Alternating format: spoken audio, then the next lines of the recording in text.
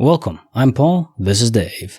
This is my channel's monthly compendium for the month of June 2024. If you're looking for glitchy bedtime stories, or just glitches in general, you're in the right place. Now let's delve right in. Case file number 1644, written by Alive Weird 4230. Can a pair of shoes destroy a universe? About 5 years ago, I moved out of my own home and started renting a room in someone's house. I meticulously went through everything as I packed it, kinda inventoried it by category, and took everything I didn't actively use or need to the dump. So in this new room, everything I owned was pretty minimal, and was all only kept in that one room. There was nothing out of place, and everything had a place. Meticulously organized, and I was consistent about throwing out everything I didn't need or actively use. I was pretty obsessive about it. So one day, I just felt really not well. Felt like I had a hangover. I took a nap and ended up waking up like 8 hours later, late at night. Feeling so groggy, I just had to get up and drink some water and fall asleep again. This happened again repeatedly, and I ended up sleeping the majority of a 36+ hour period. The final time I got up to go pee, on my way back from the bathroom, I tripped over a pair of shoes that were sitting beside my slippers at the foot of my bed. I laid back down, but I thought, wait, what shoes even were those? So I look and they're a pair of Nike slides. I'm so confused because I've never seen them in my life. I've never worn slides at all. They're 2 sizes bigger than my feet. I would never buy something in that color scheme. And my shoes had always perfectly fit my one shoe shelf anyway. These were half tucked under the corner of my bed like I used to with my shoes before I moved there. No explanation I could come up with made any sense because I didn't know anyone in that town. My housemates were out of town and not the type to walk into my room anyway. So there was no chance anyone had found them in the house and thought, oh, these must be hers. My sister was the last person to visit, but that was 3 or 4 months prior. I asked her if they were hers, asked my housemates. No explanation. In pictures of my room from 2 days before, there are no shoes. So I just kept the shoes there. Didn't know what to do with them. I always wondered. So fast forward to about 6 months ago. I've moved twice since that house, had given the shoes away. Hadn't thought about them in a while. I decided to organize some old SD cards I had sitting around. I'm sorting my pictures from my old house from 1 or 2 years before I moved into that room. And suddenly I see a picture I took of nothing but my leg resting in front of me. And I'm wearing the slides. They're visibly the same color and 2 sizes too big that I was so sure I had never seen in my life. I couldn't find a single other picture featuring the slides. And I combed through thousands of pictures to see if I could. I still don't get it. Why don't remember them? Where did they come from in the picture from 7 years ago? Why don't they appear in any other pictures? Why did I even take a picture of my leg? How they had just been in my meticulous little new room without me knowing, any of it. What the hell? Case file number 1645, written by Soggy Broccoli, 7881. The mysterious connection between thought and tragedy. It is a tragic and strange story that happened 7 years ago. This is the first time I'm sharing it with someone. I haven't even shared it with my mother. Year 2017, summer. I returned to my home country after 1 year from a university abroad.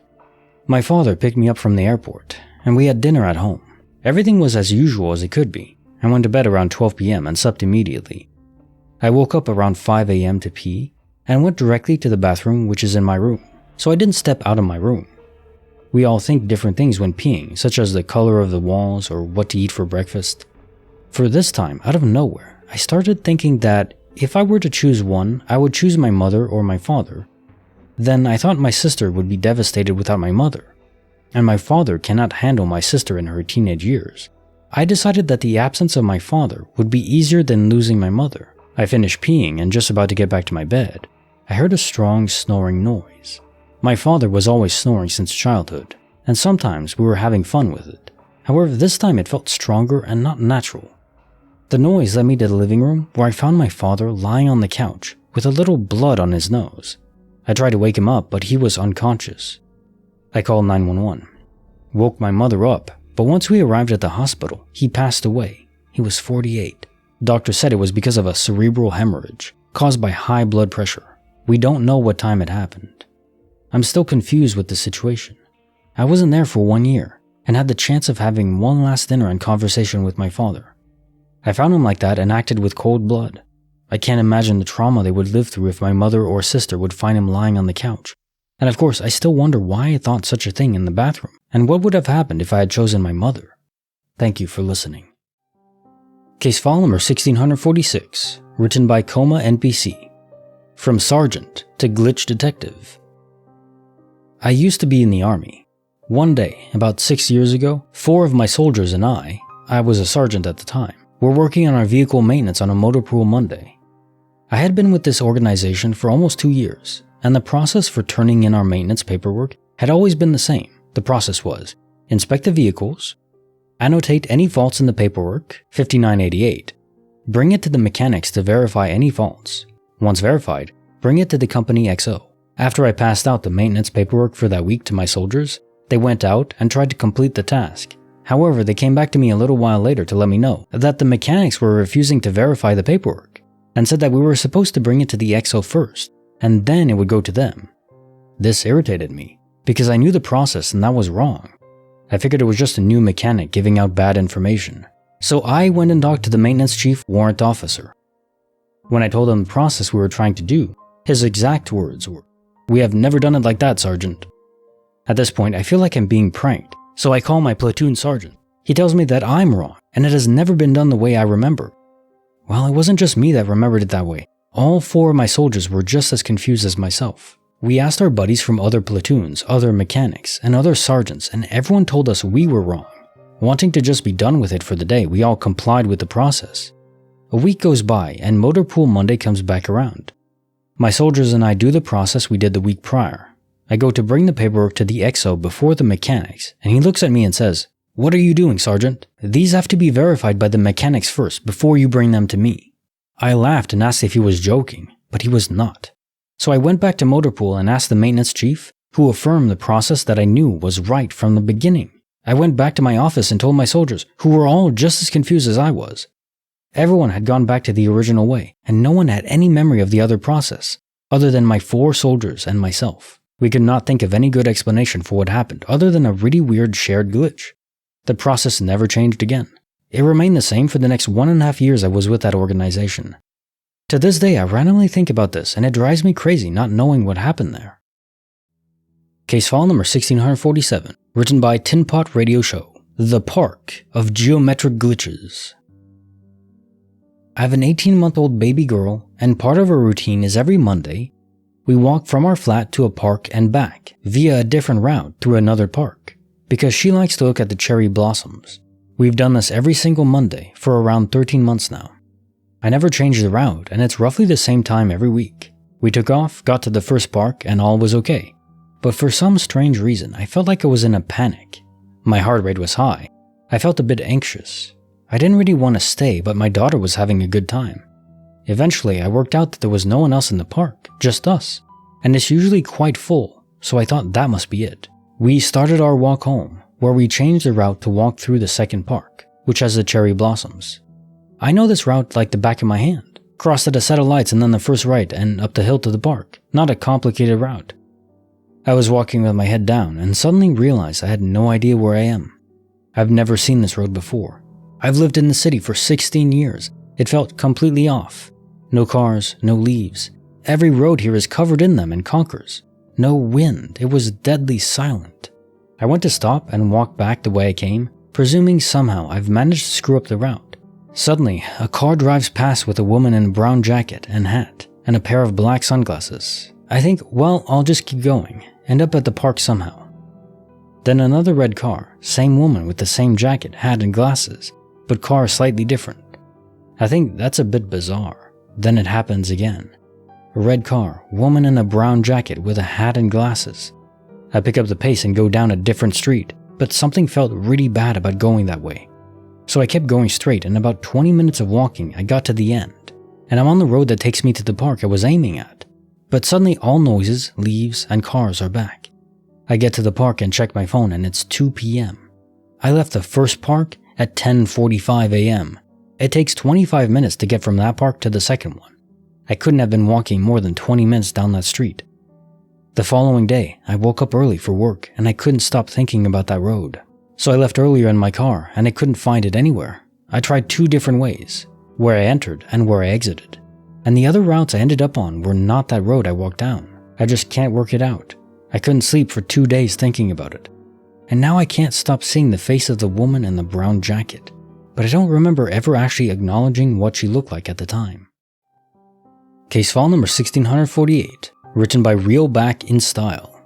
What would you do if a stranger's prophecies came true? This happened years ago. I met this really off, weird guy in a pub in Manchester, whose vibes, when I think about it, give me chills to my core. In 2018, I went to watch Chase and Status at the Academy. Beforehand, I went for a meal and some drinks with my ex. Whilst we are having a drink, there's this really strange guy at the bar area near us. And what weirded me out about this guy is I had a close friend pass away from a substance overdose a few months prior at the age of 19. But this random fella's vibe just gave me a really similar feeling to my friend, even though the man was a lot older. As we're in the pub and drinks are flowing, I get speaking to this fella, and he seems nice enough, and he mentions I'm a clairvoyant. Do you want me to tell you your future? I hate stuff like this. It wears me out. I don't want any bad news or worrying about something before it happens. My partner at the time wanted to hear what he had to say though, so he told me my future. At the time it annoyed me, because she's the one who asked, why am I getting the rundown? So he's told me all of this that's happened by the way that I'm going to mess up and lose my girlfriend, which we didn't want to hear before I'm trying to go to a rave with her. Then he said I'm going to get in a fight and lose my front teeth, and I'm going to get stabbed, and all these things will happen within 3 months. My partner at the time shrugged it off and just told me not to listen to him. He's a loon. Now, after dropping these bombshells on me, he casually eats 3 Xanax in front of me, gave me this weird as hell familiar smile, downs his drink, and just walks off. The friend who passed away from Xanax was involved, and I can't explain it. I know I sound crazy, but I just weirded out by the interaction. Lo and behold, the most specific events he told me were going to happen, did happen, and happened within 3 months of each other exactly how he said. I've literally just asked my ex if she remembered the encounter, because it was one of the most strange in my life, and she did remember. Case file number 1649, written by 25 Blue 2019. The Mystery of Retirement. I work at a 55-plus apartment complex with almost 800 apartments. I'm the maintenance manager, so it is not uncommon for me. Anyways, I'll start at the beginning. I started my day at 6:30 a.m., walking from my truck to the golf cart coral. Monday, as I was doing this, coffee in hand, I saw a few of the early birds doing my thing, saying good morning with a nod and wave. I saw a man in a red t-shirt and blue jeans who looked young for the place, walking maybe 47-ish, looking aloof or kinda lost. Not uncommon in either instance, some age better than others. So I waved and nodded. He looked at me like I had done something odd, kinda like shocked and what the hell at the same time. I waved again and said good morning as I passed him. I turned back and he was standing, looking over his shoulder at me. I didn't think anything of it at the time. It was odd, but that's actually common for that demographic to give me the stink eye. I went on my way and saw the man again this morning just slightly outside of the fire gates of the fire lane, the same as the day before, looking lost and giving me a bewildered look. At 2:50 p.m., a family member called our office to do a welfare check on her brother. So my boss and I went. The first thing we noticed was the ticket left on the door from the Meals on Wheels for undelivered meals going back to Sunday. When we opened the door, the smell hit us. We went in and the man I had seen the past 2 days was lying in his bed, well expired. The coroner said he had been deceased either late Sunday night or early Monday morning. I knew this man was as real as anyone else standing there in the fire lane, Monday and Tuesday morning, looking at me like I was a whack job. I feel like I'm a nut. Anyone else had this happen? Case file number 1650, written by Pappy Demonic. My uncle was erased. Last Tuesday, and I had just gotten off the closing shift at my job. Me and my brother, who share a room with our uncle, were kinda just chilling the rest of the night, and our uncle had been out for the whole day basically, so we didn't know when he was coming home. Finally, I saw him walk inside from the back patio as he closed the sliding door and locked it. I only knew it was him because of the tattoos on him and the white tank top he would always wear. The rest of the night wasn't anything out of the ordinary. My uncle would walk around the room and the house. I even remember seeing him walk into the kitchen to grab something to eat. Finally, I was getting ready to go to sleep at around 2:30, and I remember looking around the room and seeing my uncle lay in his bed. I also remember looking at my brother on his iPad with max brightness and thinking to myself, he should turn down the brightness or he'll bother uncle. It wasn't until the next morning when I got woken up with a knock at the door. It was the detectives and my uncle's parole officer. They spoke with my grandma and told her my uncle was in the hospital. I didn't think too much of it because he had gone to the hospital a week prior for stomach issues. An hour later, I got a call from my sister crying, saying my uncle had been hit by a car and was brain dead. For the rest of the day, I thought this had to have happened sometime after 3 in the morning. Later that night, we found out that it happened around 9:30 while I was at work and before I'd even gotten home. I don't really know what to think of it. Every time I replay that night in my head, it's the same thing over and over again, and I know what I saw, and it's just so weird. Hey, would you like early access to my weekly and monthly compilations? If so, you can join the channel here on YouTube for $10 a month, the Clairvoyant tier, or on Patreon, so if that interests you, go and check it out. Case file number 1651, written by Linda Maiden. On the back roads of Indiana, our minds were shattered.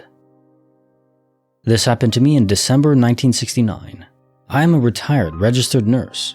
I have experienced or witnessed many things that are beyond understanding, but I'm also a critical thinker, and my story changed my thoughts on our limited view of reality forever. I was with my high school boyfriend on a typical Friday date night in Jeffersonville, Indiana. After socializing with friends at the local hangouts, we would ride out on the rural back roads that were located between downtown and my home in a subdivision. There were dairy farms and cornfields on either side of the road for about 6 miles. The few homes along this stretch sat on the back of properties, and there were a couple of equipment paths that led to small open fields that were our teenagers' parking spots. Past that, the 2-lane narrow road was heavily wooded, with no homes or cleared property for 10 miles. This particular road had many curves and hills, which is typical for southern Indiana. Sparse population and teenage driving led to many accidents. There were no cell phones in those days, and you'd need luck if one saw an accident and were to stop, help and pray for another motorist to appear to flag down, to send to the nearest house, to call for police and an ambulance or transport the victims to the hospital yourself. It was a very cold December night and snow flurries began. We left our parking area immediately as my curfew wasn't to be missed. The remainder of our drive to my home was through the wooded area, and on straightaways we saw taillights quite a bit ahead. As we were approaching the second sharp curve, we saw headlights shining from ground level, and at an angle towards us. We immediately slowed and pulled as far off the road as possible. The grille was damaged and the passenger side had struck trees. The headlights in the otherwise pitch-black night were blinding. A fully restored, beautiful 1956 Chevy had apparently tried to take the curve too fast, had lost control. The car was off the road on its roof. My boyfriend, Greg, grabbed his flashlight, got another for me along with the first aid kit from the trunk, and we ran to assist anyone that might be injured. The headlights had kept us from seeing how many passengers the car held. I clearly remember my heart pounding from the adrenaline, and my mind fearing injuries, as nobody was shouting back to our calling out, and nobody was attempting to get out of the car. I could smell the strong odor of gasoline and burned rubber. The engine was running and making a knocking sound. Greg got down on his knees and opened the driver's side door, and I opened the back. The car was empty. He reached up and turned the ignition. The engine was now off, and the woods were silent. Nothing was making sense. Our headlights and flashlights were giving us light, and we started searching for a possible injured person. The windows were rolled up and starting to fog. Greg had already searched the interior. At this point, our assumption was that the driver must have gotten out, and we just hadn't seen him or her. We didn't understand why they hadn't answered us as we ran to help or why the car had been left running. We continued to search for a person around the wreck.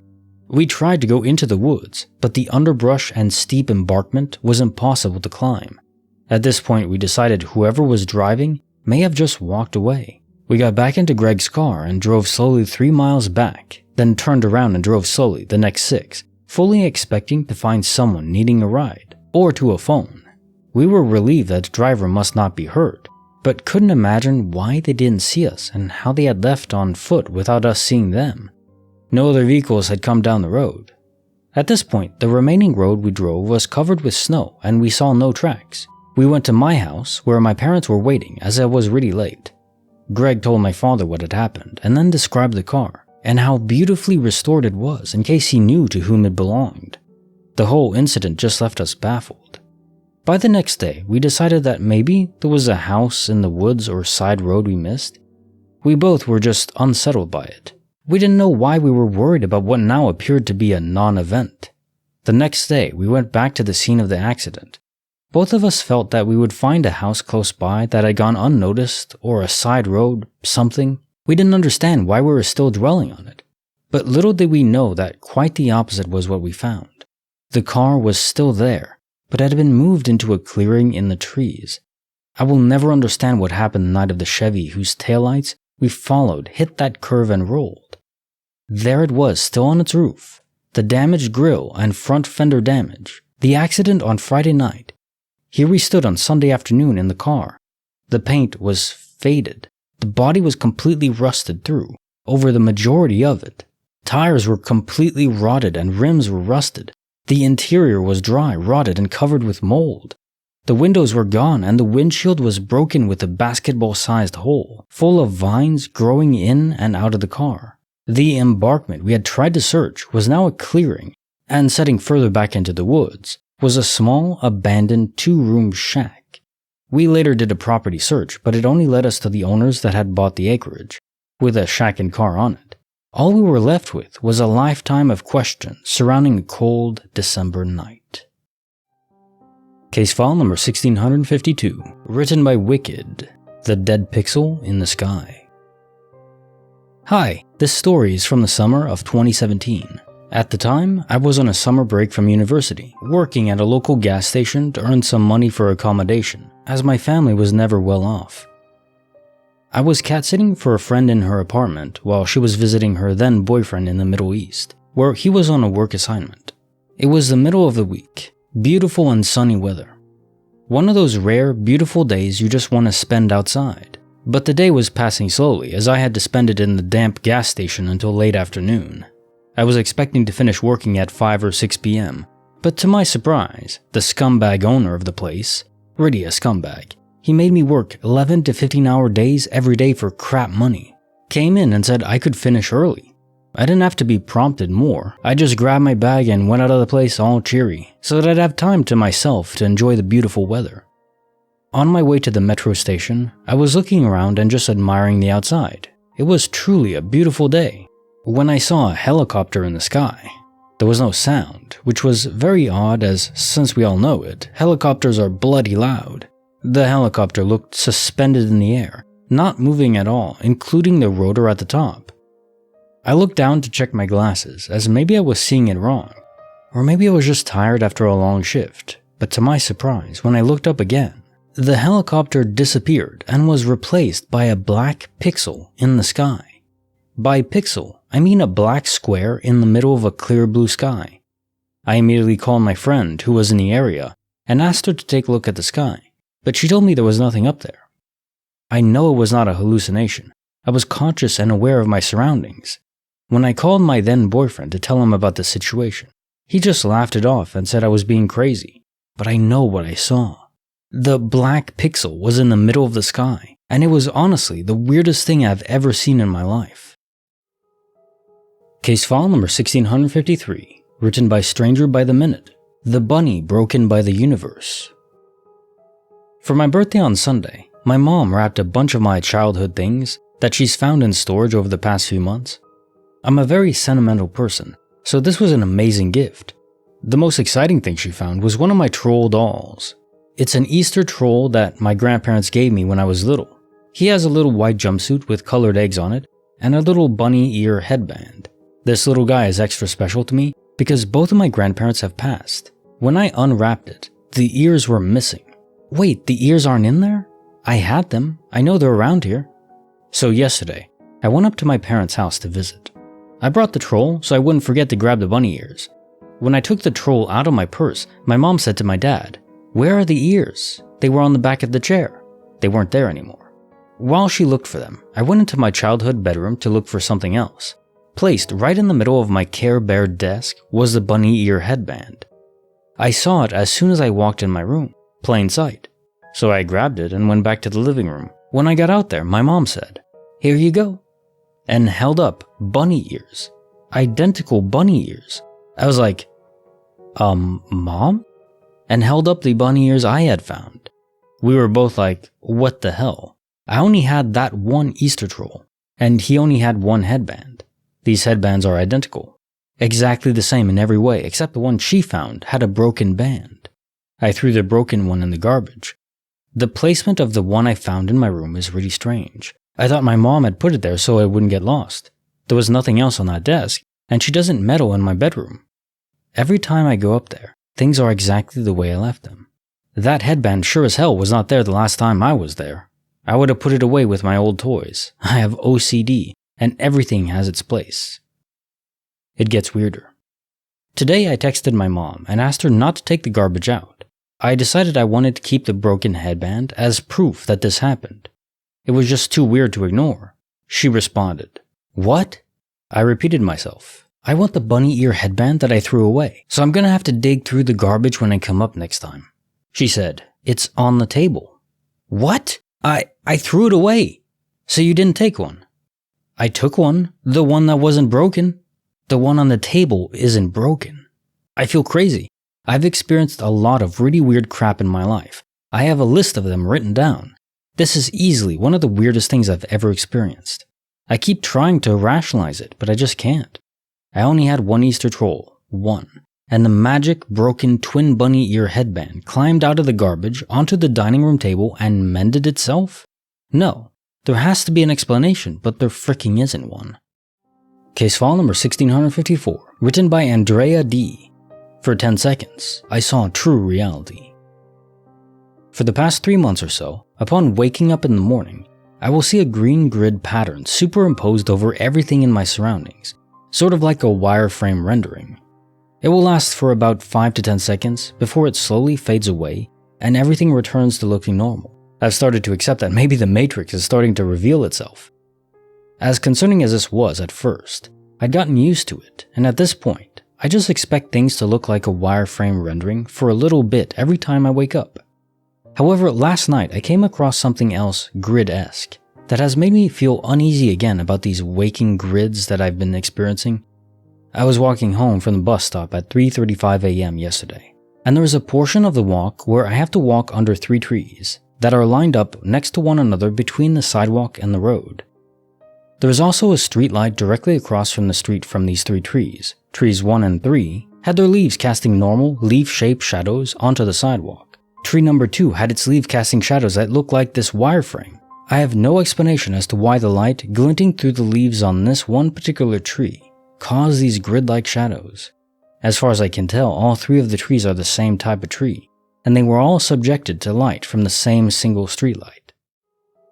Case file number 1655, written by Zwelsh Dazzler X, The Coca-Cola Enigma. So myself, male 38, mom, female 61, and sister, female 21, went on a shopping day trip into Cardiff, Welsh capital, yesterday. As we were finishing up, I needed to use the toilet, so I left them outside the shopping center and sat down while I nipped inside quickly. On the way back, I almost bumped into a guy, maybe about 19 or 20 years old. He had a red Coca-Cola top on and was carrying a Starbucks cup. I apologized and proceeded to meet up with my family. About 3 or so minutes later, we walked about maybe 100 yards, and this is where I got slightly freaked. As we walked towards the last ship, the same Coca-Cola guy was walking across our path drinking his Starbucks. He turned his head to the right, slightly behind us, and stopped for a second, staring, then walked off past us. I looked behind to see what he was staring at, and there was a guy sitting on a step. This guy was almost identical to the Coca-Cola guy, hair and face. He was also drinking at Starbucks.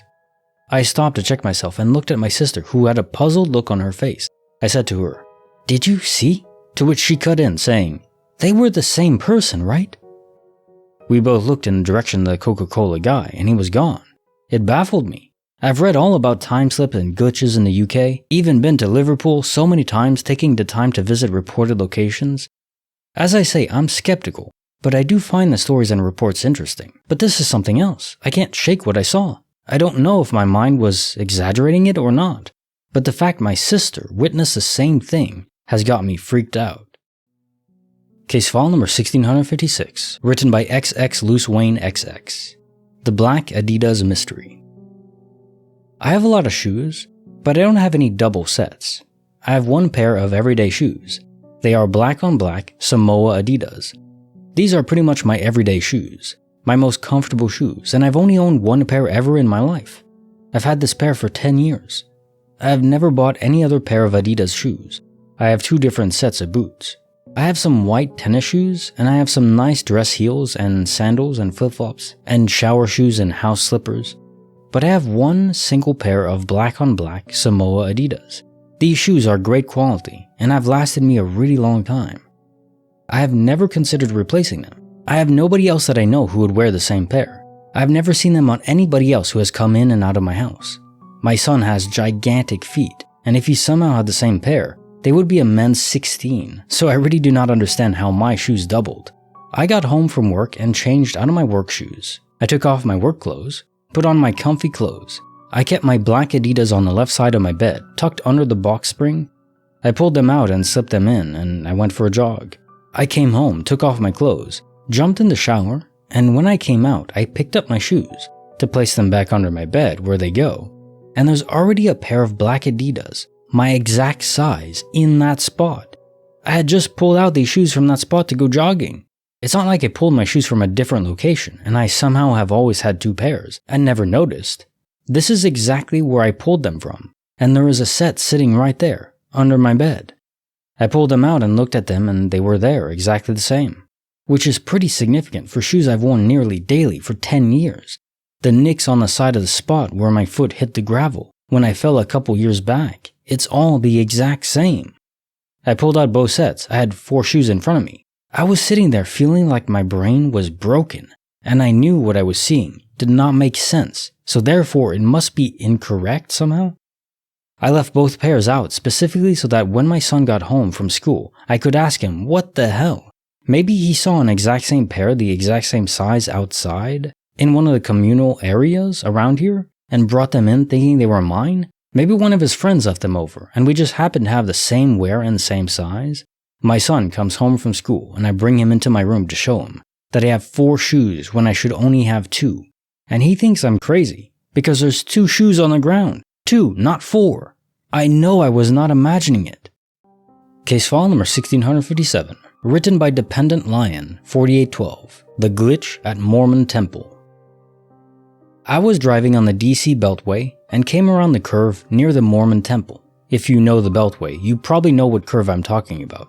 I was in the left-hand lane, traffic was super light, and I was going 65 just cruising. On my left was the same safety barrier that, in this particular curve, blocks your view of what is about 50 feet in front of you if you're in the left-hand lane. So I can shoot around this bend, and the left-hand lane was completely dead stopped. No other lanes were, and every other lane was completely moving just fine at 65 miles per hour as well. It was just this lane. I had just looked down at my radio, right as I took this curve, and when I looked up, there was a whole line of cars not 50 feet in front of me that had just stopped. I slammed on my brakes, but I knew there was nothing I could do. I was going way too fast and there was not enough space. I legit saw my life flash before my eyes. I thought about my boyfriend waiting for me and me never showing up. I thought about my friends. I thought about my dog waiting for me at home. I thought about how sad my parents would be when they got the call. I thought about my brothers and my nephew I was never going to meet. And then I jerked the steering wheel to the right.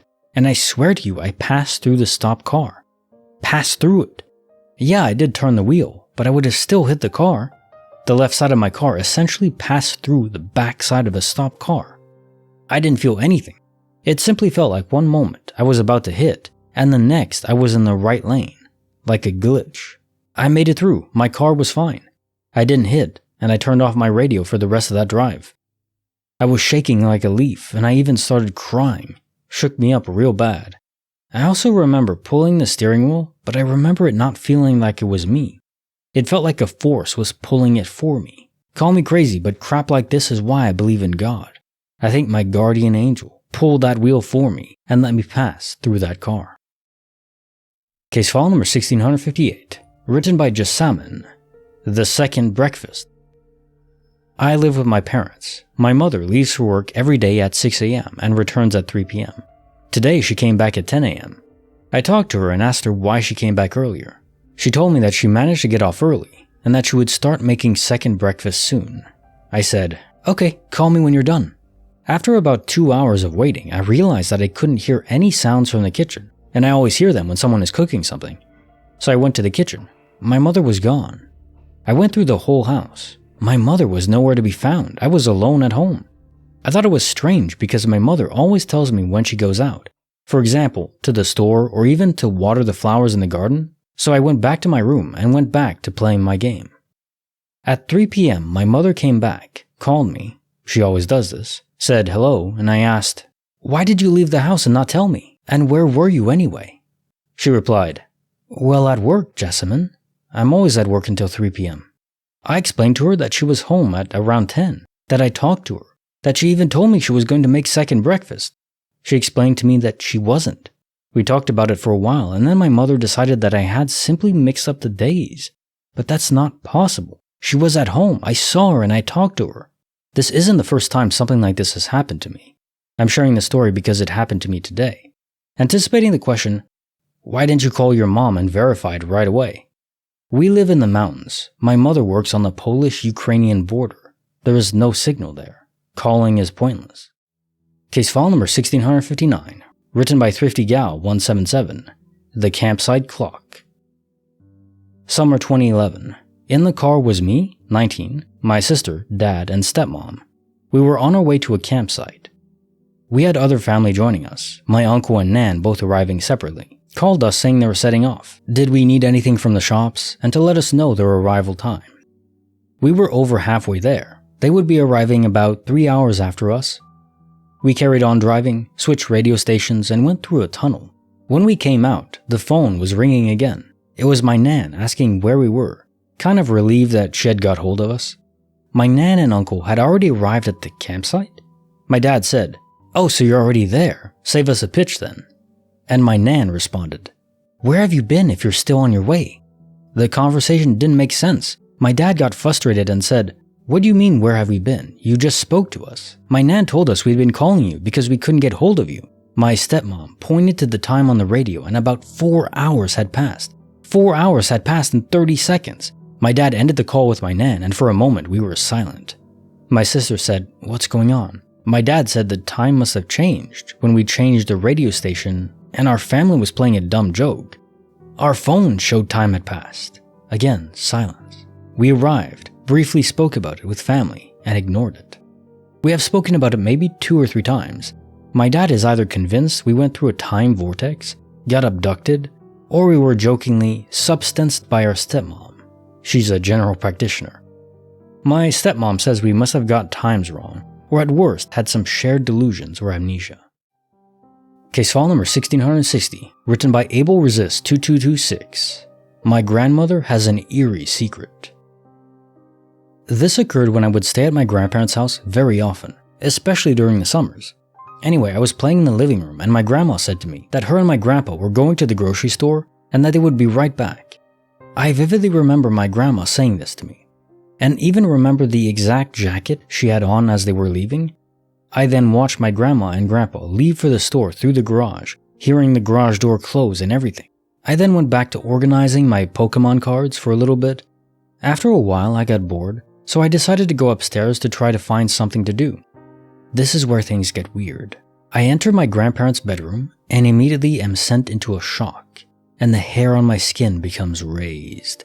In the master bedroom is my grandma, looking in the mirror, putting on her makeup. I say to her something along the lines of, "Oh, I thought you left for the store already." My grandma then turns her face towards me, looks at me for about 5 seconds without saying anything, and then turns back to the mirror to continue her makeup. I was so shocked and confused.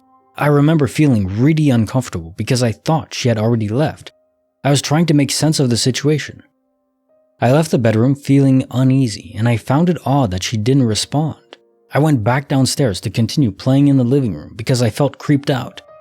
I was keeping tabs on when my grandma was going to come downstairs to actually leave for the store. After a little while longer, my grandma comes back from the grocery store. I was truly shocked and confused by what just occurred, and was wondering how the hell I saw my grandma doing her makeup in the mirror when nobody was home but me. Case file number 1661, written by Fairy Cat Attack. The journey's most unpredictable. Went to the mall with a friend of mine that we go to all the time. The mall isn't that big, so it's pretty easy to remember the layout and the stores and stuff. Well, one day walking by, it looked like a new store was opening where there used to be a Journey store. We went in to check it out since we were bored. There wasn't much in it, assuming it was still being put together. And they had these cool plastic chandeliers, so I bought one. They were literally one of the only things in the store. To be honest, none of the stuff made much sense. They had like 5 of these chandeliers, one rack of clothes that literally looked like they were from the early 2000s, super out of style, one of those hand-shaped chairs, and some random accessories at the register. A few days later, the friend I went with said she wanted to go to get one of the same chandeliers for her room. So we went back. When we got to the mall, the store wasn't there anymore, and the Journeys was back. We were confused, so we asked one of the employees what happened to the other store. They had no clue what we were talking about. The Journey/chandelier store was directly next to the food court area. We asked a couple other stores and food places if they knew what happened to the new store. None of them had a clue what we were talking about. No one recalled any new store being there. We checked the whole mall, no new store existed. What makes it so weird is there's only one food court. It was a very memorable landmark, and we were positive it was in the same spot as the Journey store.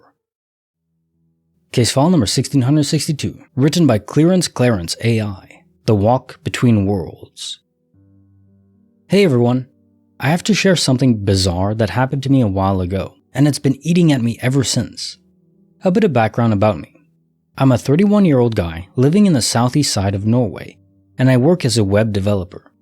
My daily routine has been pretty much the same for the past 3 years. I walk to and from work, usually arriving at the office around 0530 and leaving around 1400. So here's where things get weird. It was a typical early morning walk to work. I was strolling along the roads on the outskirts of my city, plugged in my tunes, and soaking in the serene beauty of the autumn-winter night sky. My route is pretty straightforward, a dimly lit road with a sidewalk on each side. I always stick to the left sidewalk out of habit. Now I love to gaze at the stars and moon during my walk, especially in the crisp winter air. However, this particular morning took a turn for the strange when my Samsung Galaxy Buds started acting up, losing connection to my phone sporadically. I fiddled with them for a bit but eventually gave up, attributing the issue to a dead battery. That's when I noticed it. The air was thick with a static charge, reminiscent of the atmosphere before a thunderstorm, yet the sky was entirely clear. I tried to shake it off and continued my walk, but then the hair on my arm started to stand on end, and an intense ringing assaulted my ears.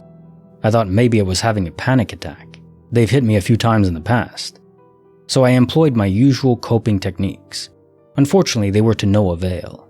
In a growing state of alarm, I scanned my surroundings only to realize that somehow, impossibly, I was now on the right sidewalk. I hadn't crossed the road, I was sure of it. An eerie silence enveloped everything. No wind, no distant city sounds, nothing. Even the moon seemed to betray me, showing a phase indicating a week had mysteriously passed. I frantically checked my phone. Dead. My watch had also stopped ticking. The distant city lights, which should have been visible, were enveloped in an unsettling darkness. Now I was genuinely freaking out. I closed my eyes, desperately trying to rationalize the impossible events unfolding around me. My heart raced as the static electricity and the ringing returned. Fearfully, I opened my eyes, and I was back on the left side of the road. The static and ringing had ceased, the moon was back to its correct phase, and the distant city lights twinkled reassuringly. My phone and watch were functioning as if nothing had happened, and apparently only a few minutes had passed. I sprinted the remaining 2.4 kilometers to work, my mind whirling with the inexplicable occurrences. I didn't share this with anyone until now, but there's one more thing. I remembered that my exercise app was running on my phone during the incident. When I checked it upon reaching work, I noticed that the GPS lost track of me precisely at the time of the incident. I can't explain what happened, and maybe the phone's power loss could account for the GPS issue, but still. Case file number 1663, written by Last One Not Standing. A dog walk turns surreal in Midtown Atlanta. So I was walking my dog in Midtown Atlanta. There is a parking garage on the property, with multiple stairwells along the property. I'm in the street and see the two guys in front of me move fast into the stairwell. I'm in the parking garage. One went left up the stairs, the other went to the right. That's when it happened. The guy who went right went nowhere. He literally disappeared. My dog pushed and pulled after them.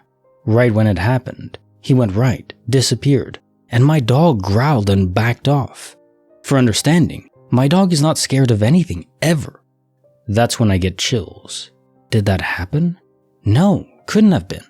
I thought of the second guy who went after the first. I recounted in my head. No, that's nuts. He went right.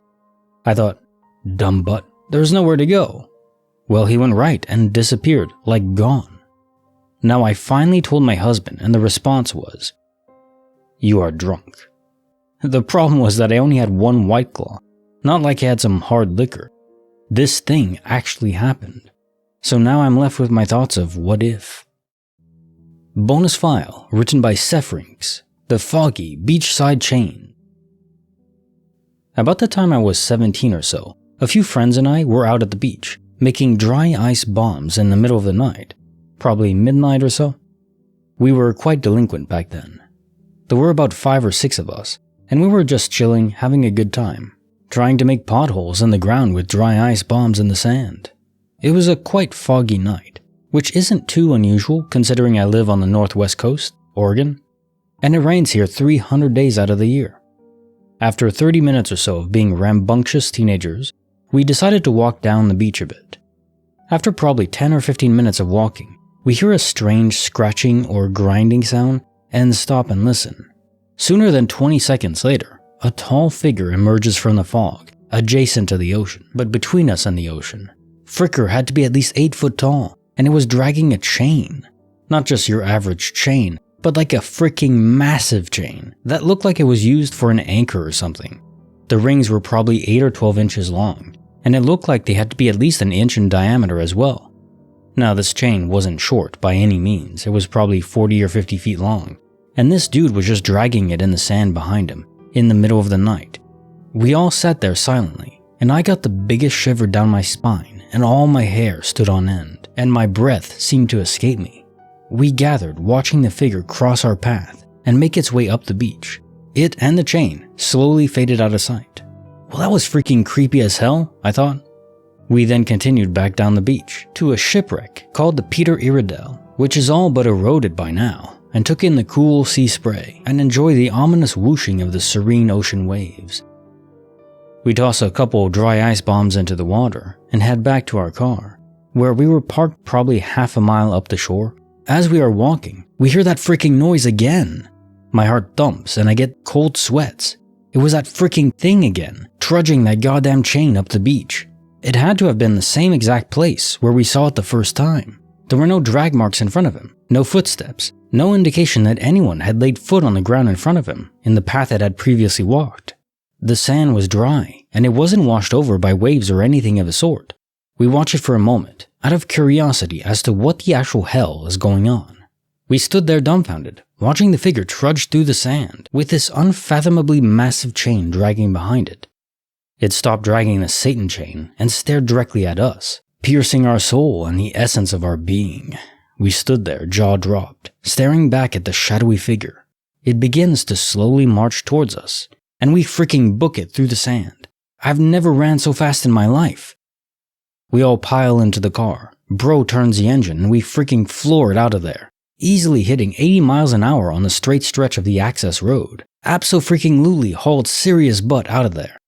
The entire time I was staring out the back window of the car, for some reason expecting it to Terminator after us and catch up to us.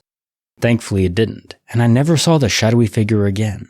It was the strangest, most heart-wrenchingly terrifying thing I've ever experienced.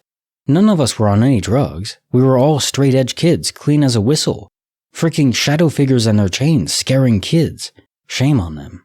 A week or so later, a friend of ours who wasn't there with us that night told me that people used to practice black magic in the dunes there, and that there were artifacts of demonology and inverted crosses scattered about. I called bullcrap on his accusations of such occurrences.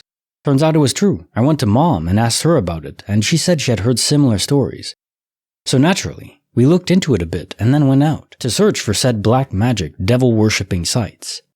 We were able to find some inverted crosses, which were made of some sort of metal that was all but rusted over, and concrete blocks, probably a cubic meter in size in a few different places, holes bored through them, and metal rings inserted through them, as if to be an anchor point. I put 2 and 2 together and theorized that freaking chain was, at one point, connected to these blocks in the dunes for Lord knows what purpose. I assumed that creature was of black magic and demonology, and will never set foot in those freaking godforsaken cursed dunes of devilry again. Case file number 1664, written by Odd Case Sum 89, The Highway Walker. About 30 minutes ago, I left to go pick up my child from school. I have 2 toddlers with me, so I planned on stopping by Sonic for drinks and snacks. On the way, I saw a very distinct looking man, carrying a black trash bag over his left shoulder, walking along the highway headed east. I pass him, pulled into Sonic, order, and they bring the order out rather quickly. I'd say I was there for maybe 4 or 5 minutes. I hand the food to my kids and get back on the road. I hit the main highway again, and about 2 miles down, traveling west, I see the same man with his bag over the left shoulder walking east. But he's about 2 miles back from the initial spot I saw him in. I've been running through scenarios in my mind and I can't make sense of it. Say he got a ride in that short time I was stopped. Why would he be let out miles back from where he was only to walk east again? There's no way he traveled back that quickly. He didn't seem out of breath or stressed, just walked rather relaxed, carrying that bag. I hope this is making as much sense as it can. Does anyone have any thoughts or similar experiences? I can't believe the internet is where I'm turning to for answers, but I can't think of an explanation.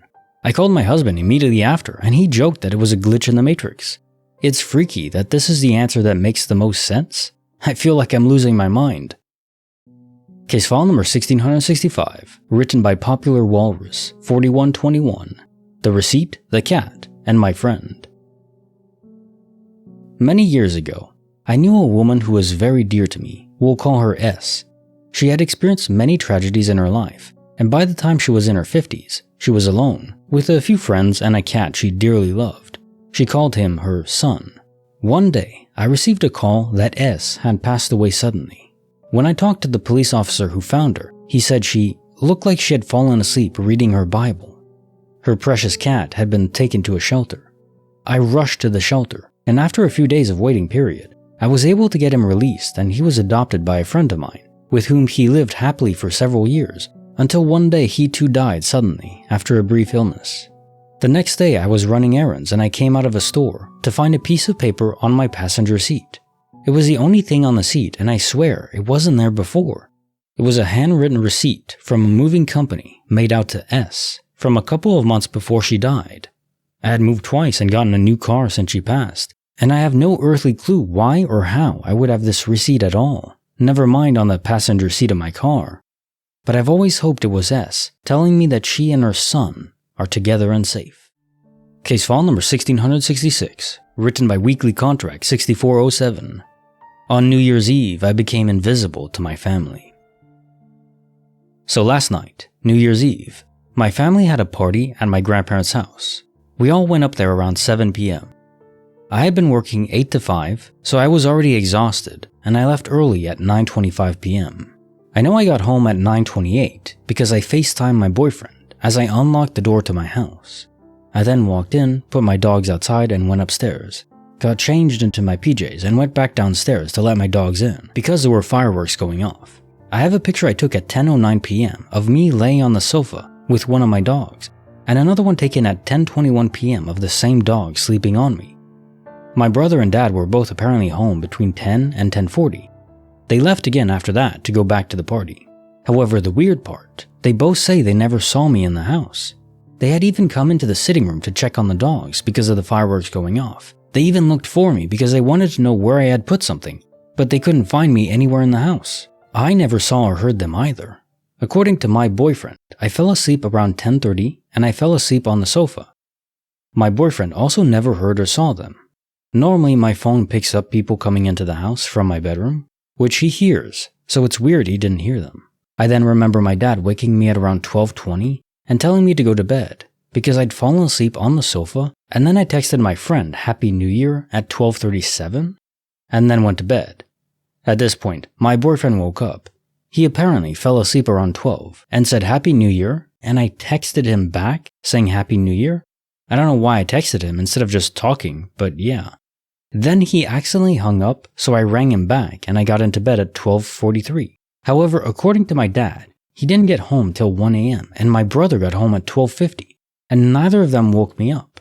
I wasn't drinking and my dad hadn't been drinking either, so we can't blame this on alcohol. It's also really not like them to team up to mess with me, and also the fact my boyfriend never heard or saw them really confuses me.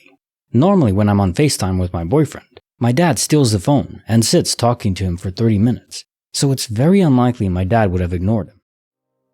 Case file number 1667, written by Radicus Amicus, the Nordic nexus of glitched machinery. I am from Finland, and that's also where these things I'm about to describe to you happened. This was some years ago, pre-smartphone GPS era. It was the end of summer and myself and 2 friends were on a camping trip way up in the north, in Lapland. The mosquito season was over, and the weather was cooling down in anticipation of the coming fall. The 3 of us had packed food and gear for a 10-day trek. The car we arrived in had been left at the parking lot of a visitor center. This happened within the premises of the Urho Kekkonen National Park, a 985 square mile stretch of wilderness near the Russian border. The terrain there varies greatly, from treeless and semi-mountainous to a dense forest of spruce and pine and dwarf birch. There are lots of swamps. Seeing reindeer is not uncommon, and some nights you might hear wolves in the distance. You can run into a bear or a wolverine in this place, but of course normally they avoid people. We mostly camped in a tent, but some nights we used shelters and simple huts, provided for travelers free of charge. The trip had lasted 5 days. We were at the furthest of any kind of civilization we were going to be. On that particular outing, truly in the middle of nowhere, there really is nothing there. There are no villages, towns, or industry. The place is a national park after all. Seeing other hikers happen from time to time. You'd see some people in the distance. Maybe very rarely would you come face to face with anyone. So in the middle of our trip, we were camped in a small clearing. Woodland extending around us for a considerable distance in all directions. It was already dark. We had eaten our evening meal, and all 3 of us were jammed in our only tent. It was a bit cramped, but we fit. We took turns carrying it during the hikes. We were just exchanging some jokes and crude humor in the dark, like guys in their 20s do. About to go to sleep in our sleeping bags. When we quieted down, we began to hear it, talking, and the sound of machinery. Given our location, this was profoundly weird. We camped in a tent because there were no huts nearby. Maybe there was another camp somewhere near us? We couldn't quite make out what was being said, but it was a human voice, no doubt about it.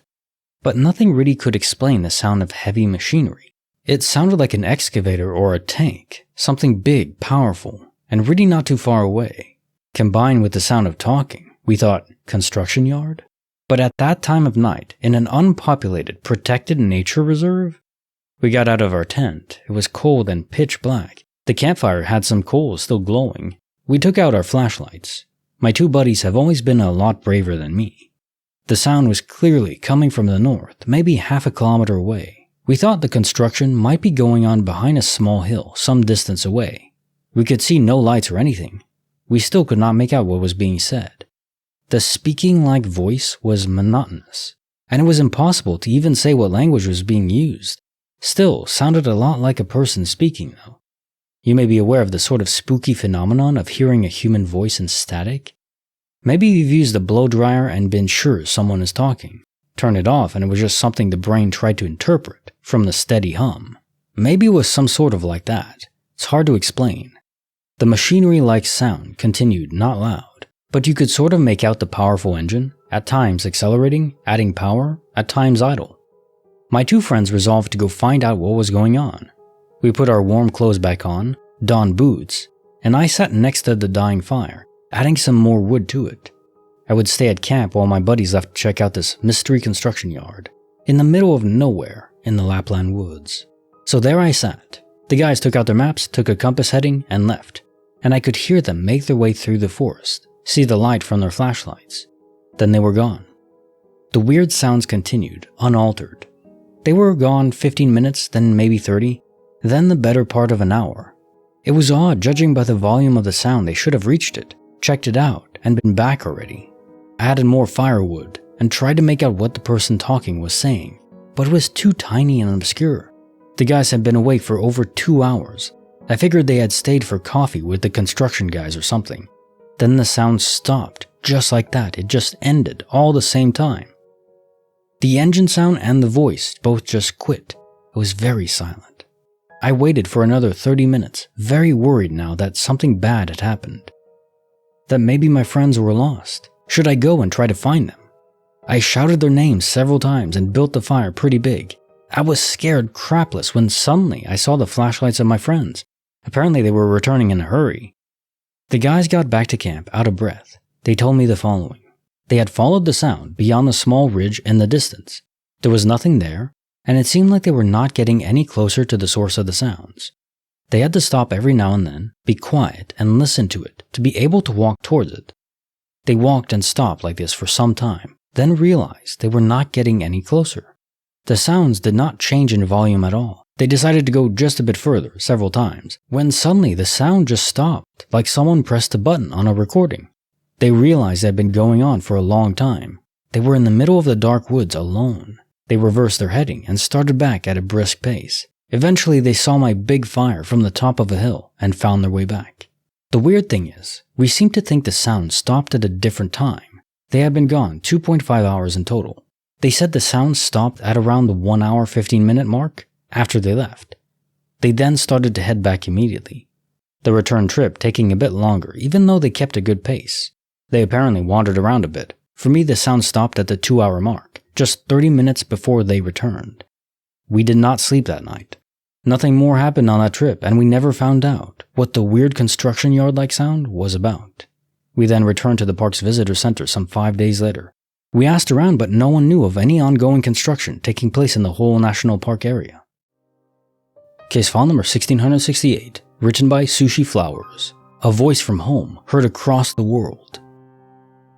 When I was in high school, I went on a trip to Asia with a bunch of my classmates. One of the classmates who went with me on the trip was the son of my school librarian. I was very introverted in high school and loved to read. As a result, the librarian and I were good friends. Some context for the story for you all. When I was a freshman in high school, my dad ended it all. At that point in time for me, it was a very upsetting topic. This was something that I had confided in the librarian because she helped me calm down, or would let me hide in her office whenever I had a panic attack. While I was in Asia with my friends, we were getting off the subway when I heard her voice clear as day shout, "I love you, Sushi Flowers." My full name, not my online username. We were also in a country in Asia where English is not commonly spoken by many, so when I heard it, I was taken aback. I turned back to her son, who was on the subway, and said, "Dude, I just heard your mom shout at me." And he was perplexed and said, "What? What did she say?" "Yeah, she said, 'I love you, Sushi Flowers.'" And he made a joke about how it was weird that she didn't say it to him, as he was her son. Later that night, we received news that one of my friends back at home had also ended his time on Earth. Due to the time difference and lack of internet, we didn't find out until later.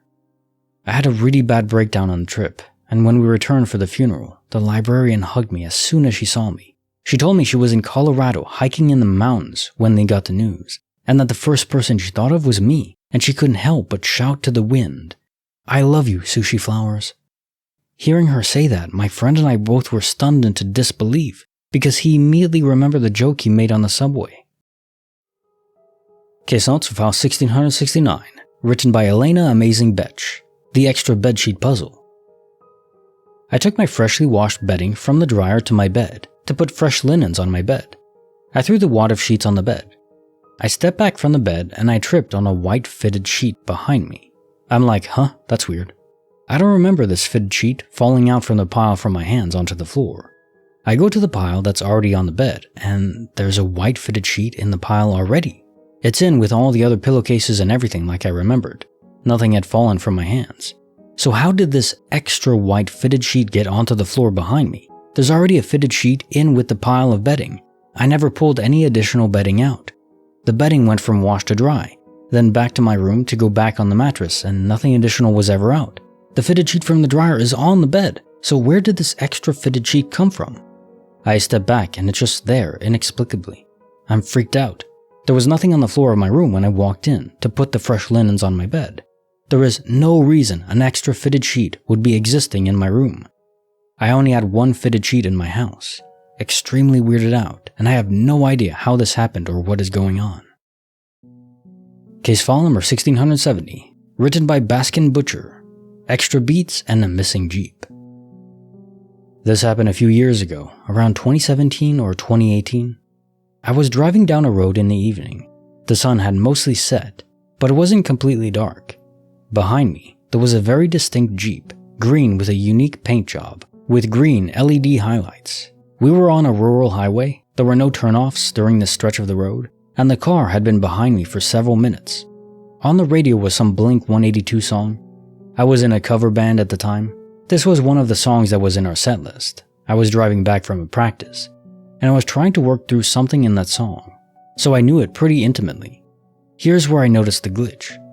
I've experienced this sensation twice in my life. This is one of them. The best I can describe it is if someone, hypothetically, grabbed the bottom of your spine and cracked it like a whip. The sensation travels up your spine and culminates in a pop right at the base of the skull on top of the spine. After the pop, my ears were ringing, faintly. I could still hear other noises for a solid 30 seconds. The pop occurred during an instrumental breakdown in the song. After the pop, I noticed an extra measure in the instrumental breakdown, an extra 4 beats. This was a song we had rehearsed hundreds of times. There's no way I simply was counting the beat wrong or something like that. I know the song very well. I look up in my rearview mirror. The Jeep is no longer behind me. This is a rural highway with nowhere that they could have turned off. Weird. I thought, but maybe they pulled over and I just didn't notice? Well, not 15 seconds later, I noticed oncoming headlights coming up around a bend in the road. And wouldn't you know it, green LED headlights. The car passes and sure enough, green Jeep with a very distinct paint job. There is no way that car could have gone from behind me to oncoming in that span of time. Case file number 1671, written by Anonymous. Beyond Area 51, where the world's geometry failed.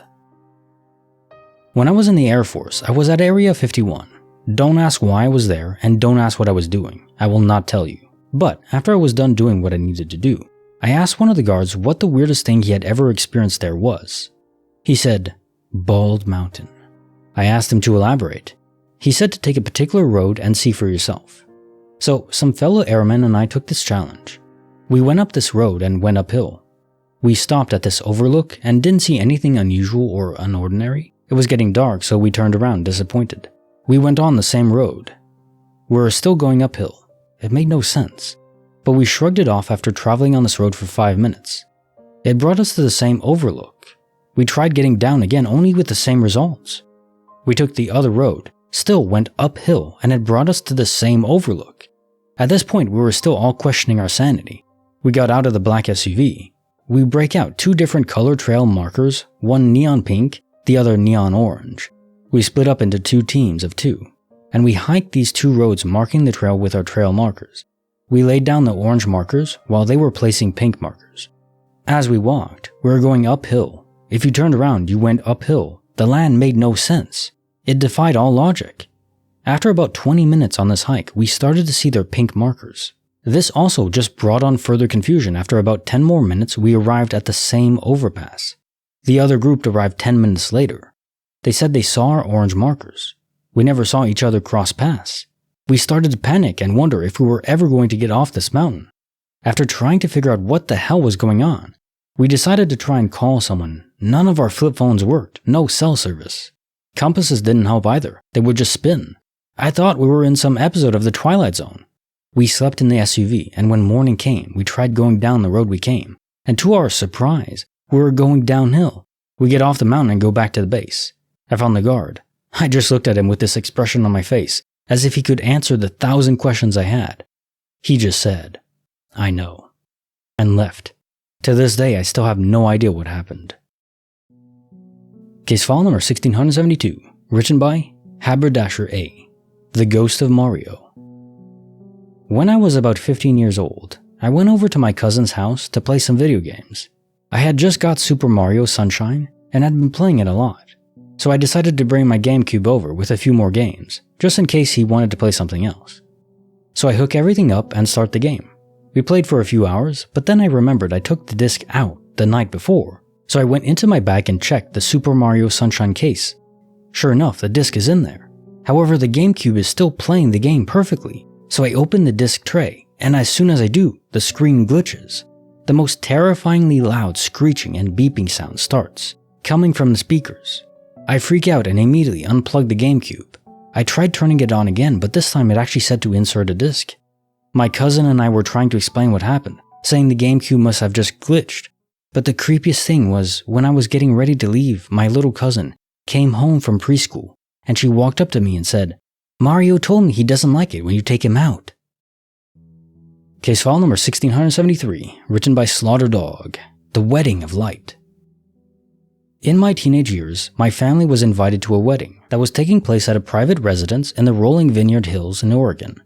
It was far away from any sort of commercial buildings, and the residents were spaced out quite a bit. The driveway from the road to the house was over a quarter-mile long, and when we got there, someone by the road told us there was no more room at the property, but we could park on the side of the road, and they'd shuttle us up. Sometime that night, after some people had left, my dad and I walked down to get the car, so we could have it up there for when we wanted to go. About halfway down, I noticed a big misty ball of bright white light from one of the furthest hills visible. I thought it was a smokestack and told my dad to look. He actually didn't bother looking and just told me there was nothing out there for miles. I told him a few more times that I saw a smokestack, and finally he just looked and remarked, "Wow, maybe there is something out there." About a second later, it shot up and to the right before vanishing. We both thought that it was very weird and had no explanation for what it could have been. We bring the car back up no problem and stay a few more hours. On the drive back down, we were explaining what we saw to my mom and sister. As we approached the point where we saw it, I say, "And it was just about here." As soon as I said that, the dash chimes, the radio stops, and my dad says, "What the hell?" Every light on the dash had lit up, and a few seconds later, everything died. No motor, no interior or dash lights, no more headlights. We rolled until we stopped and the car would not do anything when we turned the key again. The only choice was to sit in the dark for 5 minutes, no one having a cell phone, and talk about how creepy that was. I kept an eye out for the light in the hills, but didn't see it again. Every minute we tried to get going again, and eventually it started up without a problem, and we went home. The car never had any issues again with it doing that. Case file number 1674, written by Respect Remarkable 298. Disney or Universal, a memory reversal. I had never been to Universal before, but when I was planning our dual vacation to Disney and Universal, my kids kept asking me what rides were at Disney, because I had been there before, and I told them every single ride and every detail that I could remember. The Mummy, Men in Black, The Simpsons, you get the picture. Only to realize, not one of them are Disney rides. My explanation, well, maybe Disney used to own them? I know, stupid, but whatever gets me through the day. We go on our trip and go to Men in Black, and we are waiting in line, and I can tell my husband everything that's going to happen right before it's happening. It's like I remembered a script. Same thing is happening on all the other rides. However, it doesn't happen on the newer rides, ones such as Harry Potter and so on. I called my mom and asked her again while we were there if we had ever been there when we were kids, and again she told me no. I am 38 years old. I would have definitely remembered, but I keep asking if it feels wrong, and I feel like I'm being lied to. But I also know for a fact that I have never been to Universal, and I've never been on these rides prior, and I never watch videos. I hate having rides ruined with them. Case file number 1675, written by Teen on Panic Mode. Amanda's typing class glitch, mint to black. My school has a typing program where we need to learn how to type quickly on some kind of website. I forget what it's called, but I don't own a laptop. So I've been typing with my friend, I'll call her Amanda, on her old iPad and Bluetooth keyboard. Her favorite color is mint, so I wasn't surprised that she bought the mint one. It was nice to look at, and made a satisfying noise. And I distinctly remember thinking about how it was her favorite color, and that I might get one for myself. I even remember making a comment about how the color matched her favorite notebook and pencil. They're both mint too. I was gone for a week because I was sick, and when I came back and took typing class with Amanda, the keyboard was black. So I asked, "Hey Mandy, why'd you change your color? I thought the green was nice. What? The like teal mint you had going on? I thought it was cute. Why'd you change it? She just stared at me and said, I don't know what you're talking about. It's always been black. I laughed because I thought she was joking, but she was dead serious. Mandy, you're kidding. No, I'm not. I bought a black keyboard.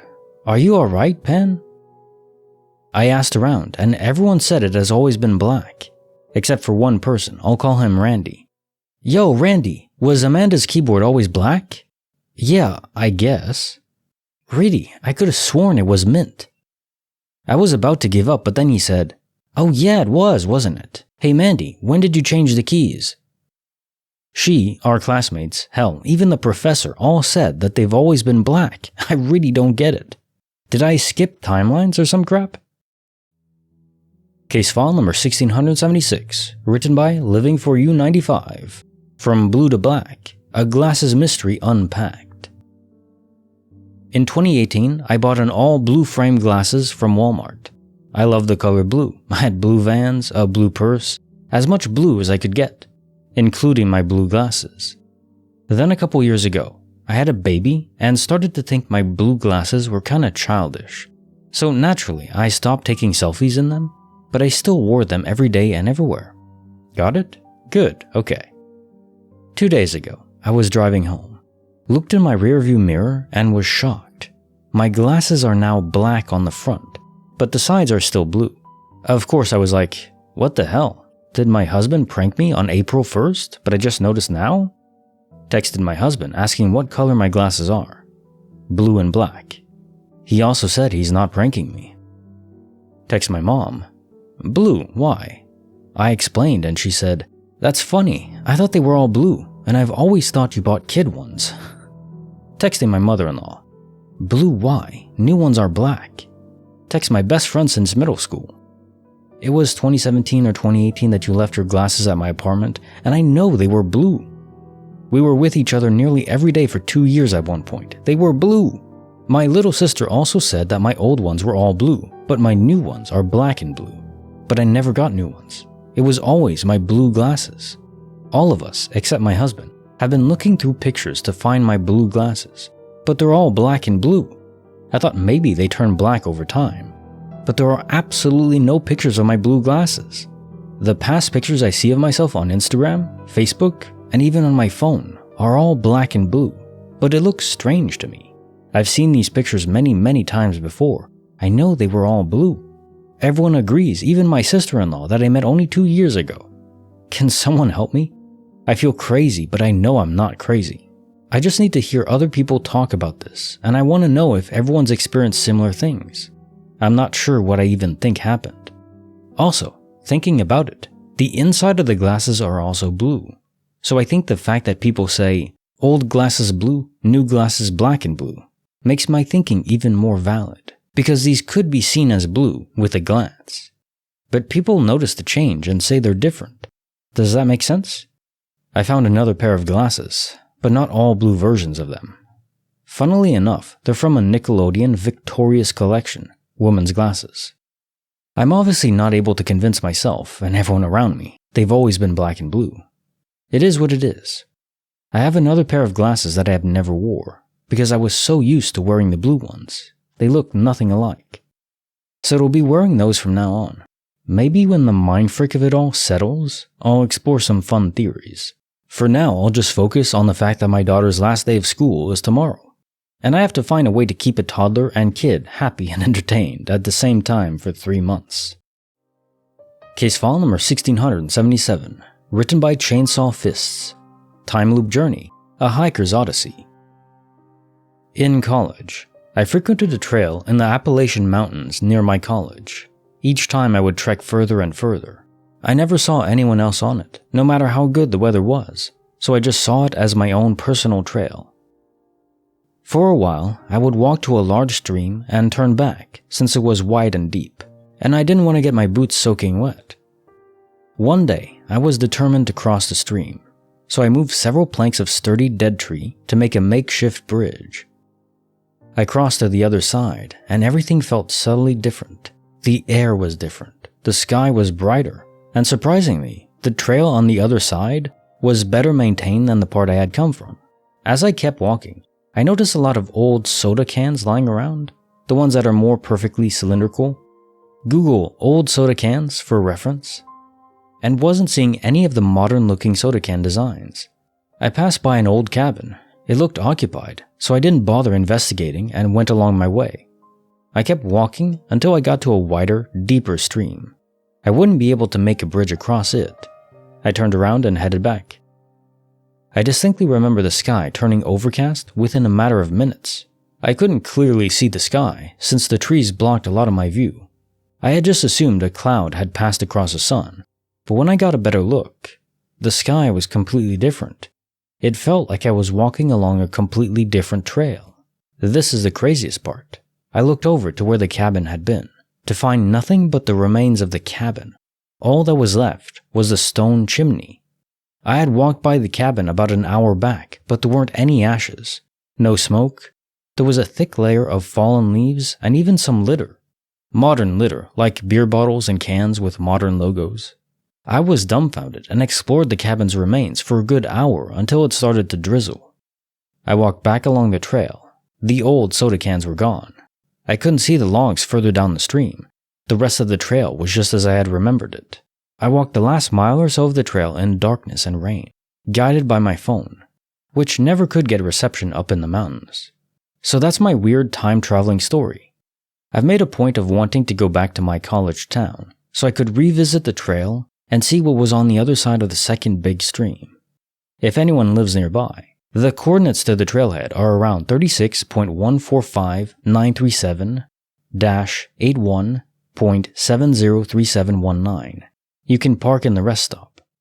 Case file number 1678, written by Space Prince 4. The Mystery of the Changing Histology Plate. One of my classes this semester is histology, which means I have lab periods where we look at and analyze plates of different human tissues. One day while doing so, I picked one up and noticed that it didn't look anything like to what the guide was saying. I was supposed to be looking at blood cells, small pink orbs, yet mine was a straight black line with dentrals going off to the side. I vividly remember chuckling and saying to myself, "This one is just a straight line." I was confused, so I asked one of my professors to come over and look at it. He asked me which one it was. I told him it was the blood cells. I have no idea how, but when I looked it over while he focused on it, it changed. Now it was clearly blood cells, small pink orbs. Somehow this plate changed both structure and tint in the blink of an eye. He didn't change the plate at all and was amused that I couldn't recognize the structure at first glance. I asked everyone in my group afterwards if they had seen that plate, but none of them had. None of the teachers had seen one by that description either. I really wish I had taken a picture of it before it changed, but all I have is a drawing I made from memory right after it happened. The closest thing I can think that it was reticular fibers, but even then, the cut itself was strange. Everything about it was strange. It felt like I saw something I wasn't meant to before the universe fixed it. Case file number 1679, written by Wieners. The Sudsy Time Warp.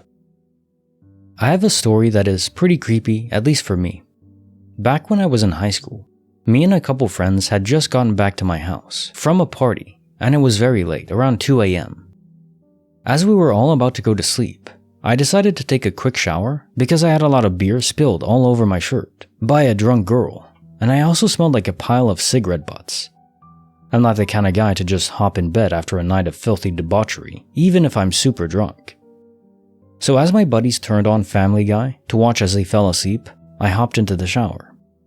Normal shower cleaning commenced as planned, and because my friends are the kind of people that watch television obnoxiously loud, and the bathroom and shower being very close to the television, I could kind of hear the episode of Family Guy from inside the shower. So after taking what seemed like a 15-minute shower, with what sounded like the same episode of Family Guy slightly playing in the background, I hopped out and dried off. Upon exiting the windowless bathroom, I looked out into the room and realized it was now daytime. The clock read 10 a.m. Somehow, I had just gone 8 hours in the shower. What doesn't add up is that the water never got cold, and I never heard the Family Guy episode end, and most importantly, I know for a fact that I was only in that shower for 10 to 15 minutes. To this day, no one believes me, and we affectionately refer to the event as Shower Time Machine. Case file number 1680, written by Master Trader. A dreamer's nightmares clash with reality. When I was in my preteens, I started to have dreams of things that would happen later in real life. The order and colors of cars at an intersection, new billboards on the main road, a sentence or three spoken later in the week. Very ordinary things that, after a year or so of this happening at least once a month, I largely ignored and accepted them as commonplace occurrences that quite a few people have. In my mid-teens, 14 or 15, I started to have extremely vivid dreams where I had no recollection of myself or anyone I knew in any way whatsoever. Some of them seeming to last years, depending on how long I slept. In them, I answered to a different name, look different, have a different history, different hobbies, you get it. These dreams are so vivid and often so convincing that when I wake up from them, I'd be confused as to who I was before getting out of bed. I read that these kinds of dreams are also somewhat common, and that I shouldn't be too terribly spooked by them if they turned bad, which they eventually did. Some of these I can't even bring myself to talk about, they were so horrific. Others were less so, but emotionally devastating in other ways. I was once a man whose toddler was flattened by a minivan in front of him. A girl who was permanently disabled in an accident, and could no longer play the sport she had dedicated herself to her entire life. After a while, I got used to these dreams too, and started to kind of look forward to them. When I was 16, both types of dreams were still occurring. I mostly had normal, run-of-the-mill dreams. These were rare in comparison. I stayed up for a while longer than usual one day, and when I dozed off, it was into one of the horrific dreams. In it, I was a girl in her late teens or early 20s who was wearing a really uncomfortable bra. The dream started with her riding in the back of a truck, making friendly small talk with a guy she didn't know very well as he drove, both lightly flirting. He took a wrong turn. She leaned forward and told him he was supposed to go straight. He replied, "I'm picking up a friend, remember? I thought I told you that." She was pretty sure he hadn't, but she didn't want to come off as a nut, so she ignored it. He kept driving further and further out into the country, and her gut kept protesting the situation. She kept wiping sweat off her hands, but there was nowhere for her to go if she got out of the vehicle. Fields for kilometers dotted with massive ranch homes too few and far apart to make it to, unless they stopped right beside one. They eventually pulled into the driveway of this gorgeous manor-like home, and they both got out of the truck. By this time, she was near puking from anxiety, and her legs were trembling up to her thighs. The guy was still plucky, and she tried to keep up an act, but it was glaringly obvious that something was off with her. The guy said nothing on it, and walked to the door with her and rang the bell. It was answered by an average height, average weight guy with orange freckles all over his face and chest, and short likewise hair. Butt naked, except for a towel around his waist and thighs. He looked a little startled at the arrival of girl and what's-his-face, but invited them inside, gave them drinks, and left them in his living room while he finished dressing. I don't remember the exact transition from waiting on the couch to the essentially endless assaults, but the rest of the dream was so insanely messed up that I don't want to and doubt I could write it down. If you can think of any not completely outrageous form of both assaults that could be performed by one or two assailants on a woman, it probably happened over that period of a little over a week in dream time. It was so vivid that when I woke up, I was shocked that I couldn't taste blood in my own mouth and that I was fine. And it took me much longer than usual to work my way back into my life. I didn't leave home that day, and when I was paying attention to my stride, I adopted a limp in my right leg. In the dream it had suffered, especially of the foot. I had the dream twice after the first time, not remembering it while in it. And my reaction to it wasn't any better with repeats. It was brutal. But I wrote it off as an especially appalling, horrific version of not me dreams. And I didn't brood over it for longer than it took to transition back to regular life. The third time, I told myself I would go to a sleep therapist if the dream happened again, and it didn't. About a year and a half after the last time I dreamt it, there was a big end-of-season party about 20 minutes out of town that a lot of people I knew were going to. I made plans, And on the evening of the party, I ended up in the backseat of a truck, driven by a friend of a friend I had met briefly a few times before and hung out once. He seemed to be pretty well liked and was a fun person to be around, so I didn't feel weird about being alone with him in his truck, though he insisted I sit in the back, tinted windows, because he didn't want cops pulling us over if they saw me and guessed that I was underage. We talked about fairly trivial things, and I kept adjusting a bra that I had outgrown but never tossed out. At this point, I was starting to feel strange, similar to the feeling you get when you know you're forgetting something as you leave your house, but you can't place what. I began to frown visibly, and even though he kept glancing at me in the back mirror to continue the conversation, and it was light enough out for him to see me, he didn't say anything. 5 minutes later, he took a wrong turn at the exact same bend in my dream. I was almost flattened by both déjà vu and panic at this, and it took me a moment to recover, lean forward, and say in a kind of pissy voice, "Hey, you were supposed to go straight back there." "I'm picking up a friend, remember? I thought I told you that." I practically peed myself in fear, and the pad of my right foot actually began to ache. I knew he hadn't told me he was going to pick up a friend, and I told him so, and he apologized and said he meant to, but must have forgotten. I would have gladly opened the door and flung myself out, but it was a 2-door truck and both doors were in the front. He kept talking, and I tried to contribute to the conversation. We drove further and further out, the houses growing larger and fewer, and I told myself that as soon as I saw a car, I would shoot forward, jerk the wheel hard to the right, and drive us into the ditch. I would say I saw a dog pass in front of the car and would break the back windows and crawl out. At the same time, I was trying to convince myself it was a coincidence and I was massively overreacting. No car passed us. We pulled into a driveway of a home which was gorgeous, but wasn't the same as in my dream. And as I got out of the car, I could hardly stand from the fear.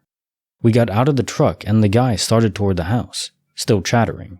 And I told him I wanted to stay back because while we had been driving, I'd gotten carsick. I didn't think I could make it up the front steps. He chuckled and offered to carry me up.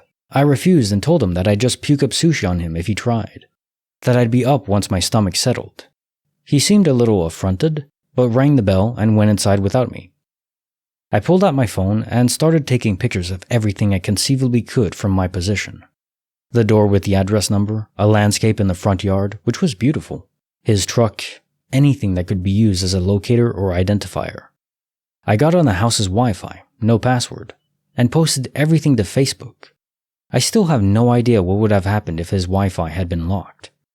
Acquaintance and his friend exit the house, but his friend is dressed rather than in a towel and has darker hair than I imagined in the dream.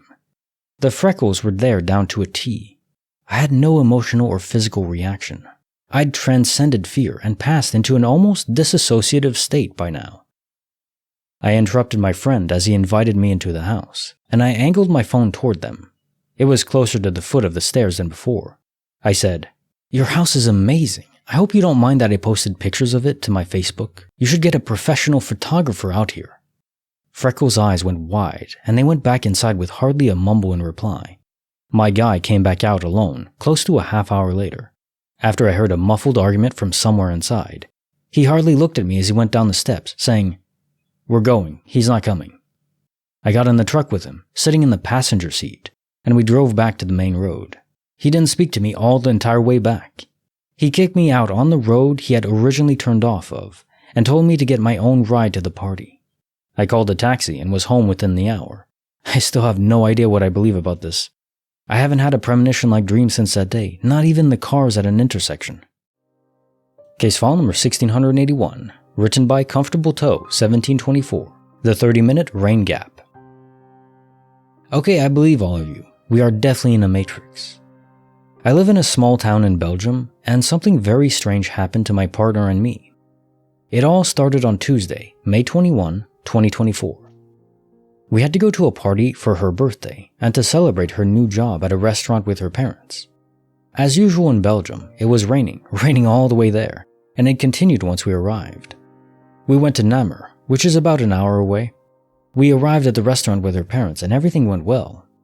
I realized I'd parked my car poorly and moved it before starting the main course, and it was still raining outside. I went back inside and finished the meal, and everything was fine. At the end of the evening, everyone said goodbye and we were all happy. We headed back home in the rain. We were talking, and I asked her to stop talking because I needed to concentrate so I wouldn't miss the upcoming exit off the highway in 50 meters. It was raining so hard that I thought it was becoming dangerous. Suddenly, I blinked and felt like we were no longer in the same place. I looked at the signs and realized we were near Mons, 30 minutes past my intended exit. And even stranger, it wasn't raining anymore, and there wasn't a single drop of water on the road. I was puzzled and said I must have missed the exit, but driving 30 minutes further seemed strange.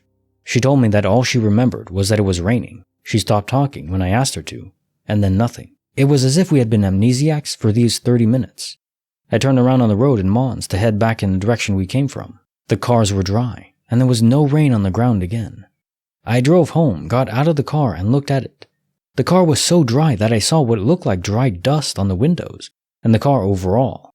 My partner and I never understood what happened. I had vaguely heard of this glitch theory in the past, but now I really feel like I experienced it. Bonus file written by Millie Beard, Southern Nights and Ghostly Sights. When I was a little girl, 6 to 8 years old, I had the same dream for about 2 years.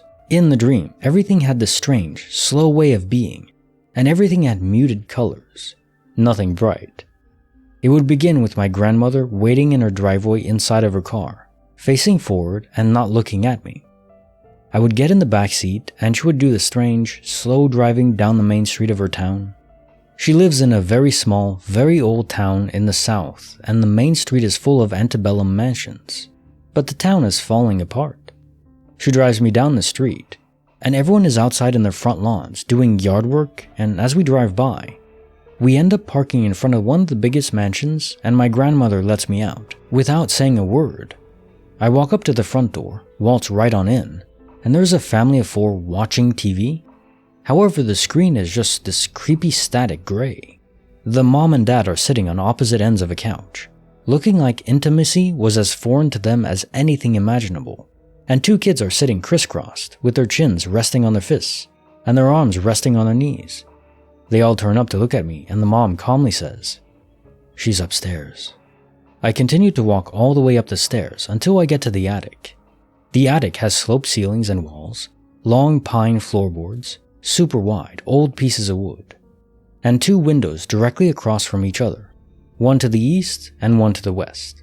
The 2 windows create these perfect beams of light, and where they meet centers on a little girl with long hair in a white dress sitting in a high-backed old wooden chair holding a doll. I sit down in a chair directly across from her and proceed to tell her about my day. She hears all about the mundane things that happened in my 6 to 8 year old life, from telling her about my friends, to my teachers, to games with my brother, etc. She never looks up at me, but smiles when things are funny, and just calmly strokes the hair of her doll. When I'm done telling her about my day, I tell her I'm going to see her later, and I leave and walk down the stairs to the bottom floor, where her family, I'm assuming it's her family, doesn't even look up at me, and I get back in the car with my grandmother and wake up. I had this exact dream every single night, aside from the stories changing day to day that I tell the little girl. For quite a long time, until one day things changed. The dream began as usual, getting into the car with my seemingly comatose grandmother, and we started driving down the main street in her town. This time, all the people doing yard work stop what they're doing and look at me as I drive by. People mid-raking stand up, rest against their rake, and just stare at me. People tending their gardens put down their tools and turn to look at me. It really weirded me out, so when we finally got to the large house where the little girl lived, I bolted in the front door and saw things had changed. The family is staring at a blank spot on the wall where the TV used to be. The mom and dad are sitting on crates, and when I walk in, they all turn to look at me and the mom says, "She's gone." I ran as fast as I could all the way up to the 3rd floor attic. When I walk in, I see that the chair I normally sit in is gone, and the chair the little girl sits in is empty, save for her old doll. I turned around and she was nowhere in the empty attic. I remember feeling panicked and scared and dejected as I slowly walked back down the stairs to her family, staring at the empty wall, their house falling down around them, something I failed to notice until this point. I got back into the car with my grandmother, woke up, and never had that dream again. Caissons Val 1682, written by Nialka. the foggy lot where time forgot. This happened in 2017-2018. I was a college student in Amherst, Massachusetts.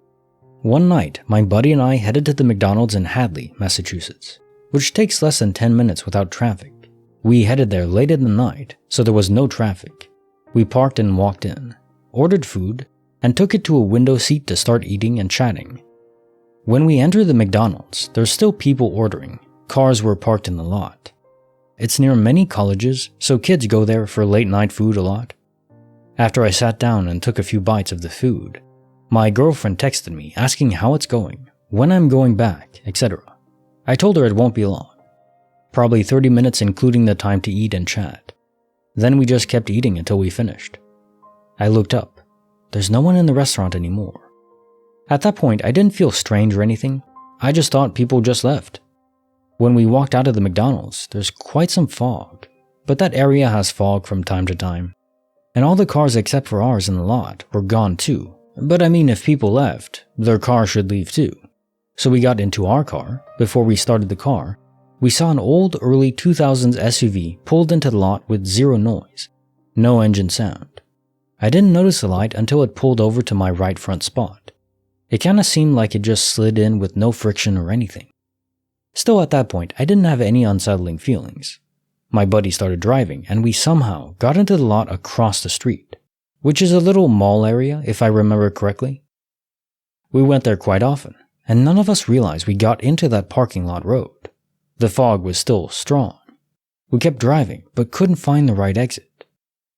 After a few minutes, in my memory, we saw a police car driving and decided to follow him, eventually leading us out of the lot. Counting from leaving McDonald's, it didn't seem to take longer than half an hour. Then when I got home, my girlfriend got mad because she told me more than 3 hours had passed. She passed out on the couch and was waiting for me to come back.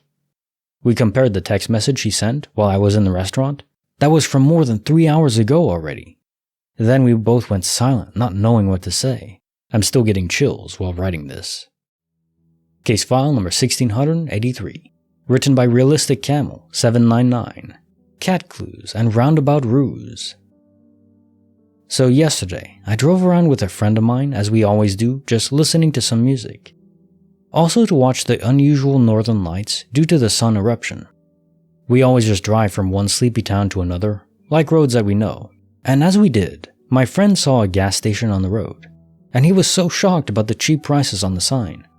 Then we came to a roundabout and just drove in one direction, not caring about where the road would lead us. But we came to the same roundabout again. So we took another direction, and after driving around a little, we saw a lamp, where a cat was standing, and we came to the same roundabout again. We started to feel weird about that fact, so we took another direction, because now we wanted to drive home. As we drove, we almost ran over a badger, which he had never seen before. That was weird, and then we came to that same roundabout again. We just did not understand how that was possible, so we took the other direction. And we finally felt like we found a way out, because we came to 2 other towns, so we made progress. Just to realize that we were back to that same freaking roundabout again. We were like, what the hell? So we took one of the directions only to be in front of that light again, where we saw that cat earlier. That was so shocking to us that we took a completely different direction. So we freaked out and came to the same roundabout again where my heart skipped a beat, because we noticed the gas station just beside that roundabout. We didn't notice or felt like it wasn't exactly beside that earlier, but we're not sure. Stressed about not finding a way out, I started searching for my pack of almonds that I ate earlier that day in the back seat, but they were nowhere to be found, like they just disappeared and I could not find them. We finally, after like 20 minutes some way, could drive home, but were unsure if we had just imagined something weird and got lost. When I was home, my friend told me that he didn't want to freak me out, but that the tank remained exactly the same and did not get any less in that time. I don't know, it just felt very weird and I don't know what to think. Also, I saw like 8 cats on that road and I've never seen so many in the night. I don't know why that weirded me out. And we also saw like 5 other cars, so the roads were not empty. Case file number 1684, written by Dylan Roy. Faces met and secrets kept. This is an update from a past Mystery Town story.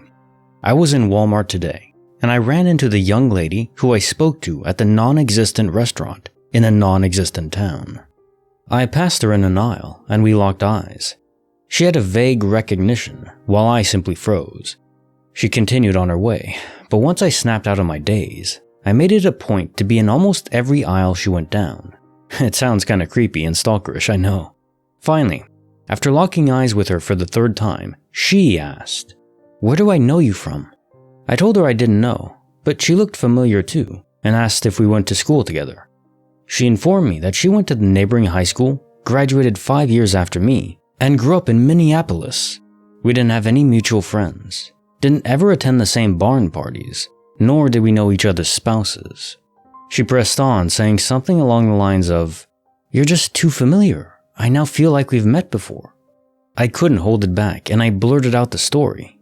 Everything from Minneapolis being a full-fledged town, to the restaurant, to her working the counter, and her bewilderment at my questions. She gave me an awkward laugh and said, "No, that's not it," and hurried away. I think I freaked her out, which is understandable when talking about towns that don't exist. But she knew there was some connection, but didn't know what it was. Just a little while ago, she added me as a friend on Facebook, but hasn't tried to contact me. I'm not going to press the issue, but if she ends up asking questions, I guess I'll answer them. After scrolling through my pictures, I found one I took the day of the incident. No, unfortunately not of the town, but I realized I had on the exact same clothes yesterday as I did when the incident happened. I had on overalls, likely not the same pair, but it's what I wear on my days off. The same old ball cap, again my day off around the house cap, and the same orange Carolina push rods t-shirt. I don't know if this really has any meaning, as I wear these clothes fairly regularly, but it's odd that I had on the same t-shirt during both encounters. Case file number 1685, written by Lacey Bloomers, a voice I knew in a stranger's hue. The backstory. I've been battling cancer since 2016. My oncology care team includes a nurse practitioner, Kay, who I've been seeing regularly since my diagnosis. I estimate that I've had probably 25 appointments with her since my diagnosis, and we've gotten to know each other pretty well. The last time I saw her was about a month ago. I was waiting for her in the exam room, and when she walked in, she had a completely different face and hair than all the other times I'd seen her, but her voice was the same, so I was really confused. As she conducted my exam, I felt weirdly uncomfortable and began to question my sanity. This wasn't Kay. It was like her consciousness had been uploaded into a different body. It creeped me out. The changes in her face weren't due to plastic surgery. Her skin color was different, and her facial features were different. Her hair was a different color and texture than before, and arranged in a style that didn't suit her at all. I've been trying to come up with an explanation, but I can't find one, except that maybe it was a glitch in the Matrix. This hadn't ever happened to me before, and hasn't happened to me since. I haven't seen Kay since that day. Case file number 1686, written by Sawfish1212, The Vanishing Booth and Love's Truth. I attended a college back in the Stone Age. I was 5 states away from my girlfriend, and our parents only let us call an hour each week because long-distance calls were expensive. The college was small and had one payphone. We all had to take turns using it, limited to a half hour each. The college is in a small town with one gas station and one general store, which had a payphone. I had a very low-paying side job, so I couldn't afford gas to drive further out for our 2 calls a week. Back then, every landline could ask for a calling card, and when you punched in the right sequence of numbers, the call was billed to your home phone. So 1 call a week went to my parents' number, 1 to her parents' number. We had an arranged time to call, and some jerk was on the phone, yakking away with no sign of wrapping up. So in desperation not to have her give up, I drove through the town looking for another payphone, and amazingly enough, found a phone booth outside a defunct restaurant. I was late for our call as I pounded the numbers into the phone, but she picked up and we had our time together. I distinctly remember that the phone was warm, like someone had just gotten off from a long conversation and it reeked from their cigarettes. It was an enclosed booth with a folding door just like the one at the college, even red in color. I had to leave the door open because of the smell. Next week, I went back there because it was closer than the gas station, and there was no booth. No concrete pad it sat on, not even the phone pole beside it the wires ran to. Interesting details my mind picked up, staring out the glass walls while talking. Just an empty gravel parking lot and the defunct restaurant. My now wife is actually from the town next over from the college, and I just had a vivid flashback of this glitch as I drove past where it happened. Case file number 1687, written by Kids Menu 69, Magnolia Night and a Metaphysical Fright. I stayed at the Magnolia Hotel in downtown Dallas this past Sunday through Thursday. I visit Dallas occasionally for work, and I had actually stayed at the Magnolia before, about 3 years ago. Even though the hotel is old, and one could say it's creepy by nature, dim lighting, old decor, etc., my last stay was extremely pleasant. I just thought it was a cool, historic hotel with big rooms in a great location, which is why I booked it again. This time was not the case. I got in on Sunday evening, and there was a funky smell in the lobby. It was pungent, kind of like those flowers that smell like vomit. I didn't think anything of it. It's in an extra touristy part of Dallas with tons of bars, and it could have actually been the smell of vomit, who knows. There was one man at the front desk who got me checked in quickly. I had booked a regular room, and he said he was upgrading me to a suite since I was staying for 4 nights. I was excited about the upgrade, thanked him, and walked to the elevators to go to my room, 2202, on the 22nd floor. The elevators opened, and the first notable thing was how hot it was. Dallas is quite warm right now, but the lobby was comfortable, and this felt more like the heat was on. Hot, stuffy air. I didn't think anything of it, other than it was weird for them to keep the heat on when it's been almost 90 degrees over there. The floors are pretty big, with 2 halls, one to the left and one to the right, immediately after you get off the elevator. Mine was to the left. I passed maybe 6 other rooms and got to mine. I opened the door, and I don't know how else to describe it other than it had a really bad vibe. It was dark and dingy, and just felt bad in there. Like from the hallway to my room, felt like totally different energies.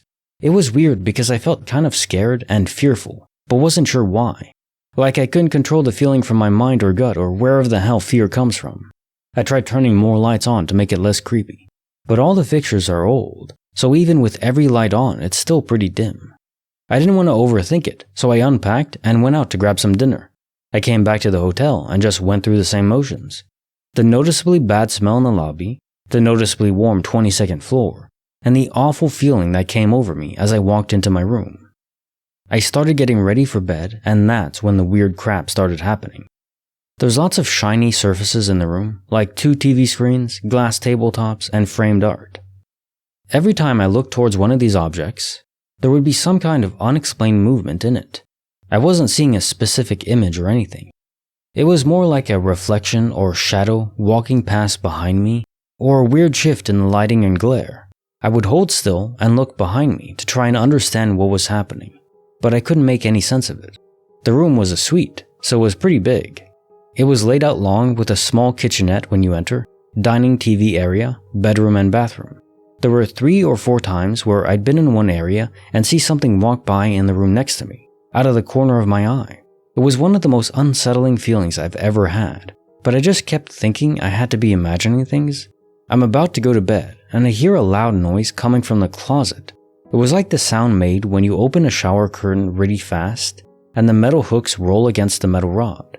I open the closet, and the 5 pieces of clothing I had on hangers are swaying slightly back and forth.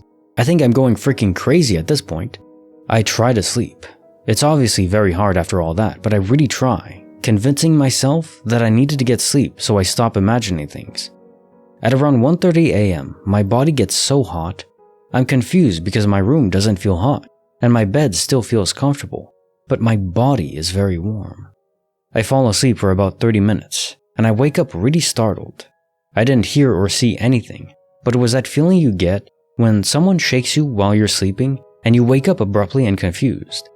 Then a few seconds later, I feel a tug at the end of my bed towards my feet, like someone is pulling lightly on my sheets. I scream and get up and turn the lights on. I'm just super scared at this point, looking all around the room trying to find something. I consider calling the front desk, but for some reason do not. I just leave the lights on and look at my phone, and get a really awful night of sleep.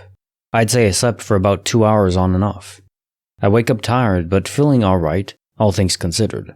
I set the thermostat to 60, and I go to work and go about my day fine, not really even stopping to think about what happened. That night, I went to dinner with some coworkers and they asked me how my hotel was. For whatever reason, I don't want to tell them what happened.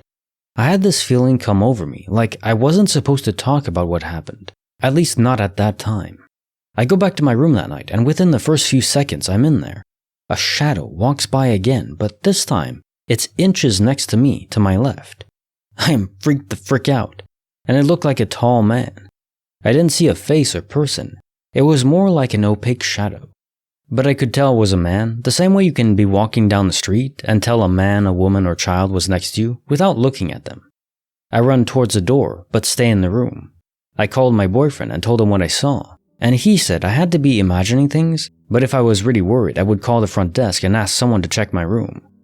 And hang up and pull up the number to the concierge, but can't bring myself to call it. I had a feeling again come over me, telling me to not talk about what was going on, and that I should stay. These events ended up happening every single night. It was almost like I was living with a roommate. There was constant movement. Someone would walk past me in an adjacent doorframe throughout the entire day. The reflective surfaces would show unexplained activity in them. My body would get boiling hot at around 1:30 a.m. and I'd wake up confused, followed by a tug at my feet. I kind of got used to it. Don't get me wrong. I was absolutely terrified the entire time. But I had this feeling like I had to keep quiet and get through it. The last 2 nights also felt a bit different. I was still scared because of all this wild crap happening, but it didn't feel like I was in any danger. I was scrolling through my texts, and last night I texted my boyfriend. I'm so tired of these shadows watching me, it's getting old. Really casually, while I was half asleep. I was so excited to check out this morning. I packed up, now avoiding all reflective surfaces, and went downstairs. I grabbed a coffee and had to pee before I left, but obviously did not want to go back to the room. So I went to the bathroom in the business center. As I was leaving, I go linger at the front desk for a while, considering telling them what happened to me. I wait for the other guests to clear and go up to the one young girl working there. I asked her if anyone ever reported paranormal or unexplained things happening at the hotel. She said no, but that she was new and not sure. Then she asked me what room I was in, and she said, "Oh, that's weird. They told me to never put people in that hall." She then asked me who checked me in, and when I told her, she said she didn't know anyone that fits the description. Again, she said she didn't work there very long. I didn't take it too seriously, and I felt delirious at this point. I was waiting for people to pop out like I was on some kind of prank TV show or something. Once I checked out, I felt more comfortable talking about it. I didn't get into any details, but I did tell some coworkers that my hotel was haunted, and immediately their response was it the Adolphus? Which is supposedly very haunted, with a history of numbers and freaky crap, and it's next door to Magnolia. Apparently Dallas is very haunted, which is news to me, but probably not to many of you listening to this. So that's my story. Like I said, the hotel is old and creepy, but I'm positive that something paranormal was with me there. I've never been particularly into this stuff, but I'm the type to be open to the idea of many things, and I just can't believe it happened to me. If anyone has any similar stories about this particular hotel, I would love to hear. I was only able to find one similar account online, but the Google search is overrun with articles from a different Magnolia hotel in Sequin. Question sur 1644. Can a pair of shoes destroy a universe? So I think the clue here that is really important is how you were effectively in and out of sleep for 36 hours. That signifies a very intense amount of illness. Maybe some sort of disease took over you and you died in that original universe, and then when you got here you were still sick, but not enough to kill you, and you were on the last stretch of sleep and then you just went on. But of course in this new universe you have this pair of shoes that is just out of place. And then you have the evidence of a picture of you wearing them. Maybe they were a pair of shoes that your ex gave you, and that's why you can't find other pictures. You went back and deleted all of them, but you just forgot this one. It's a strange explanation, but I suppose it does work. Question sur 1645. The mysterious connection between thought and tragedy. So first I just want to say, please, do not blame yourself. Everyone has those intrusive thoughts that enter their mind. We don't control what thoughts pop up into our mind. We can control to some extent if they stay, but our thoughts are not entirely our own, or they are, but they're just the subconscious chaos that brews around. It's not who you are. We are our choices, not our thoughts. And so even if your mind really did pick who you wanted to be around. And even if that had an effect on who did die, it's not your fault. Not at all. I mean, I've had intrusive thoughts about conquering the world, so don't give me the ring of power, but outside of that, it's okay. Everyone has those strange thoughts.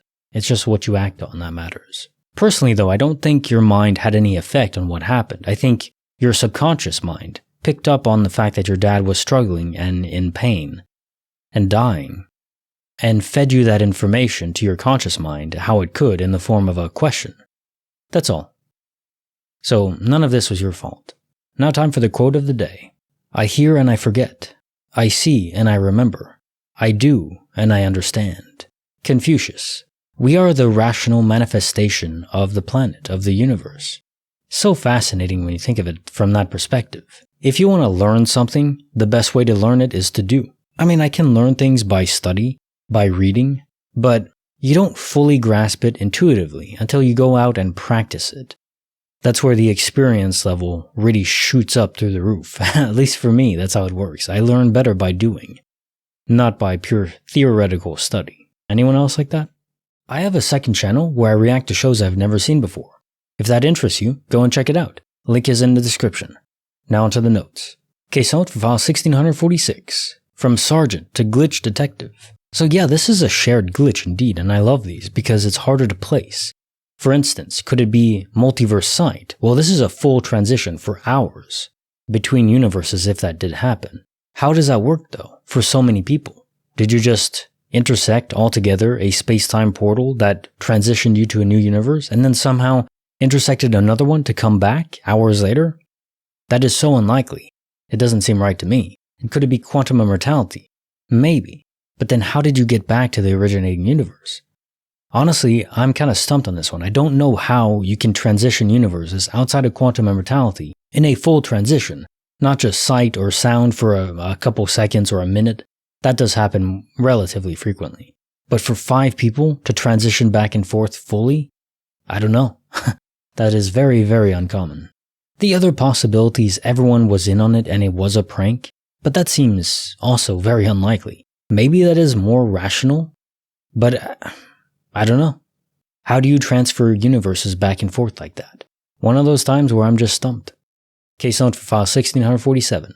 The Park of Geometric Glitches.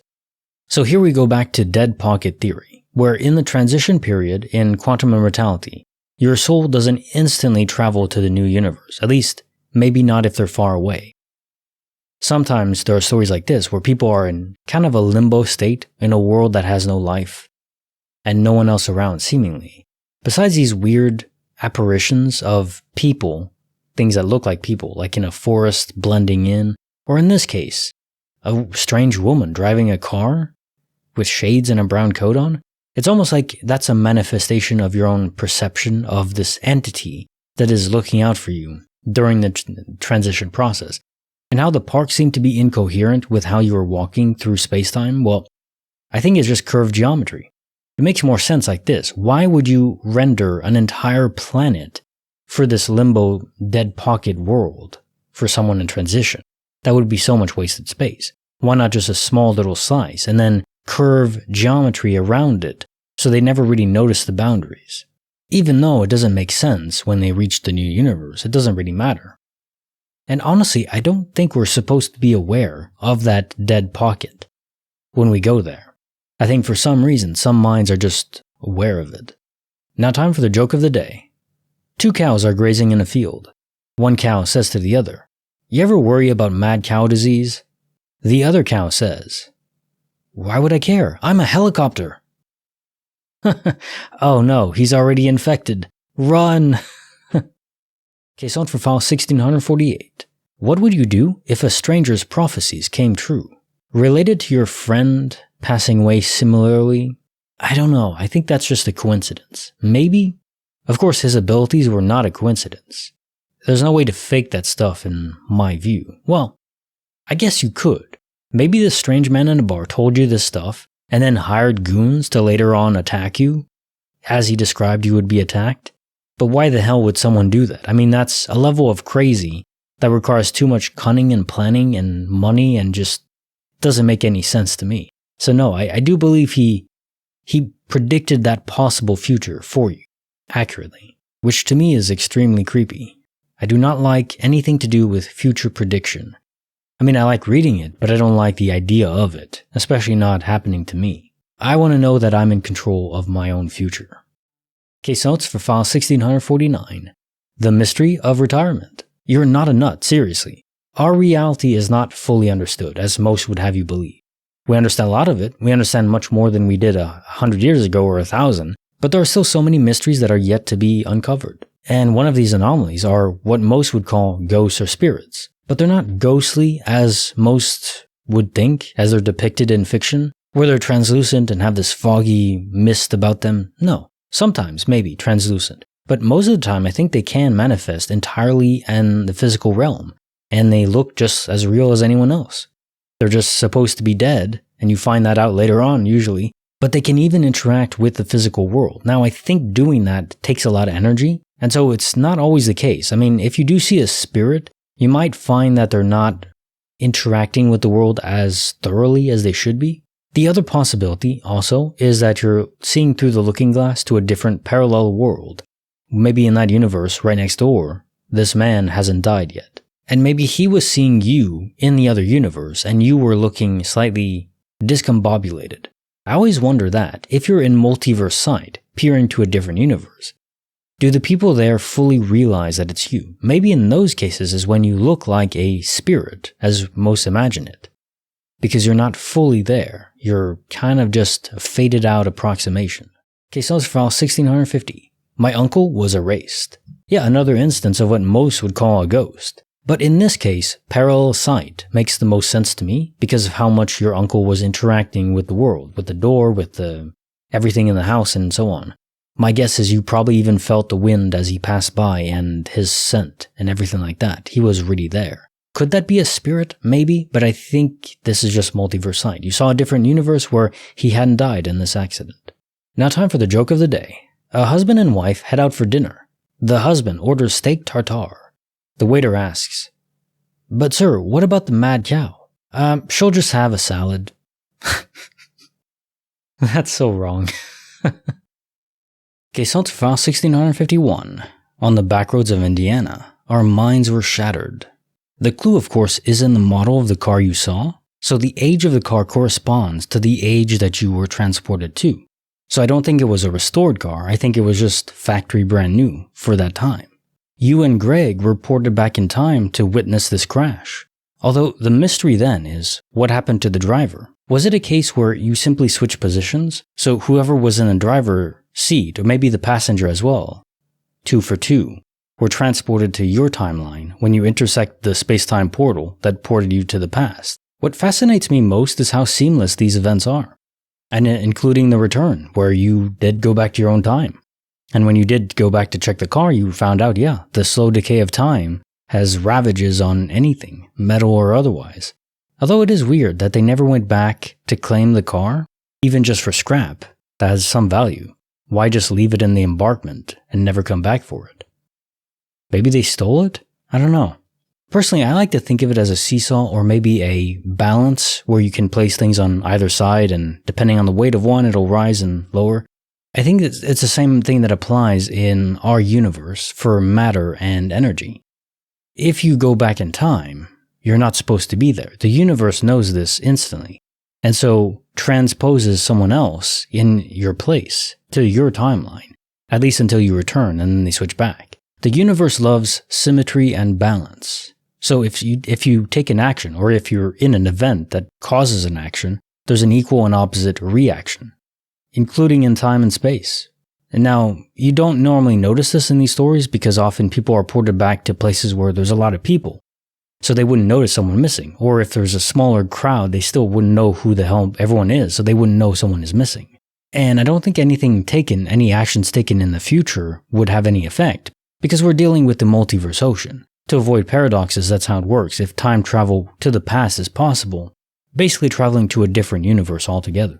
So anything that happens there has no effect on the future of the universe that you came from. Although it would affect the future of the universe that you're in that past. So you can kind of mess things up for them without knowing. Now time for the quote of the day. I like rice. Rice is great if you're hungry and want 2,000 of one thing. Mitch Hedberg.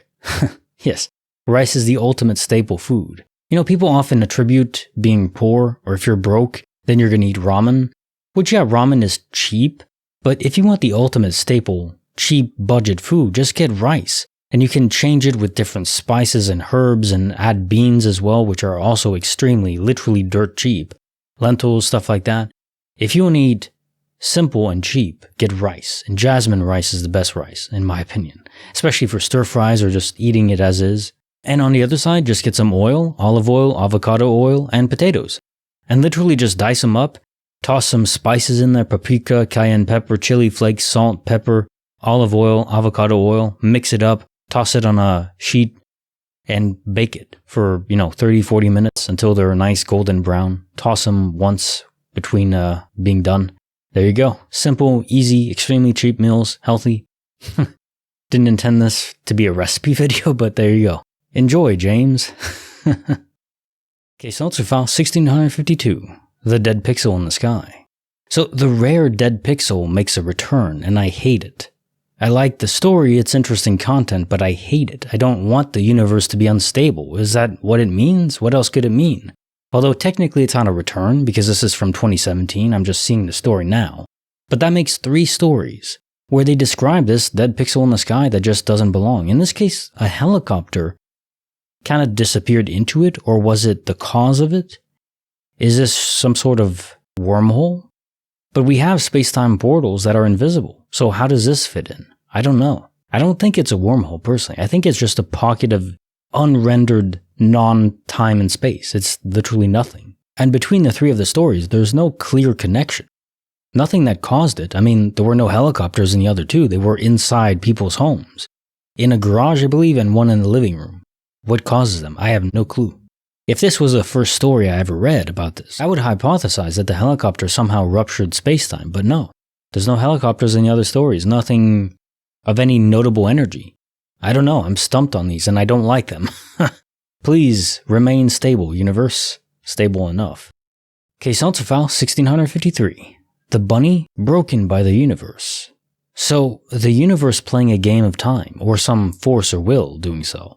If you think about it, what is time? Time is simply change, or at least the effect of time is change. Time is more fundamental part of space and time itself, the fabric of the universe, but the effect of time is change, one way or another. So if you are able to locally rewind time for any given object, it'll mend whatever happened to them. It'll simply reverse aging or deterioration or damage in this case.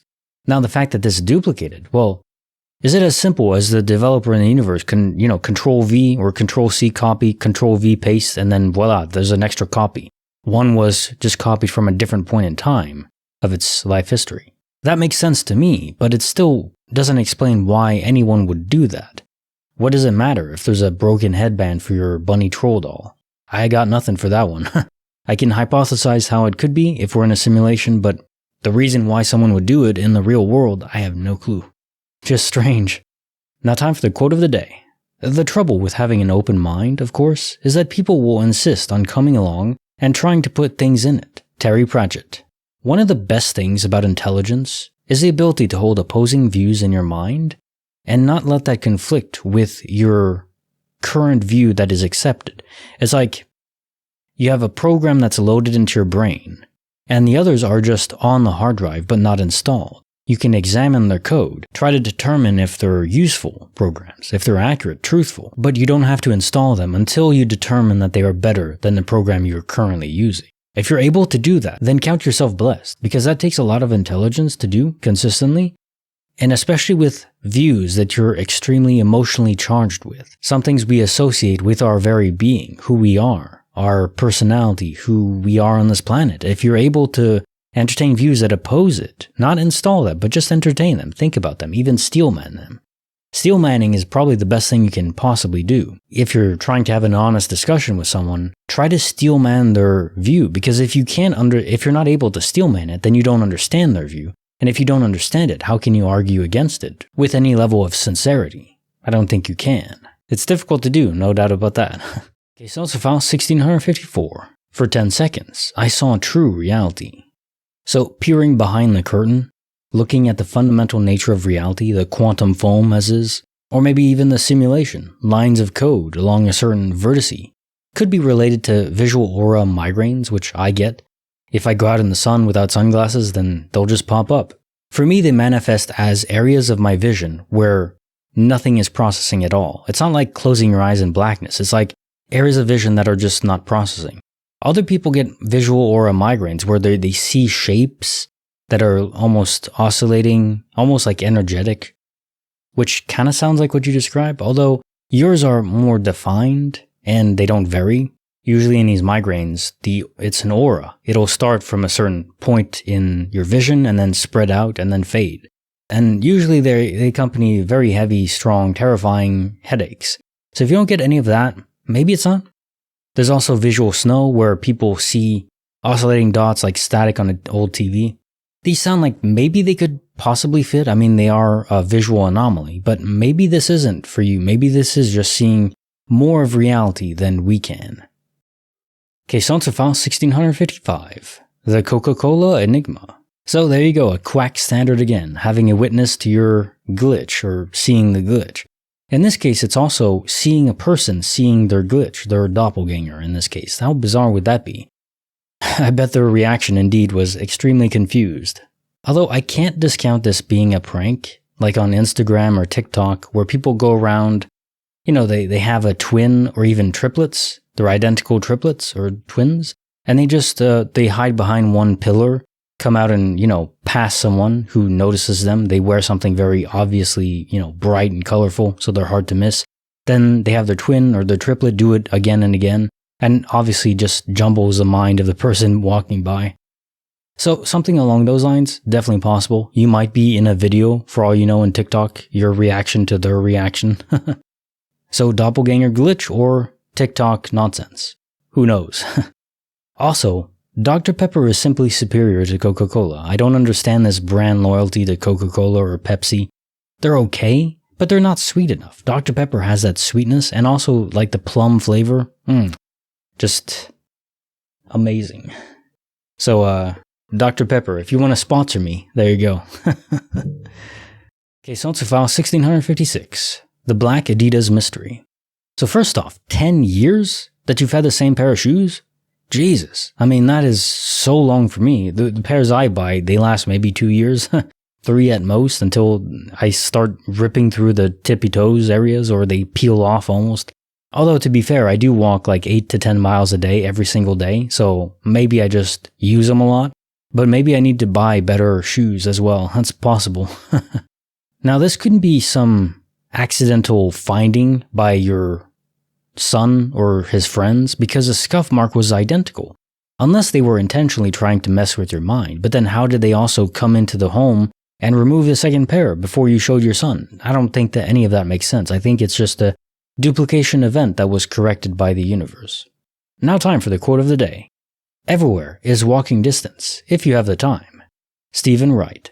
If you have the time and if you have the will and energy.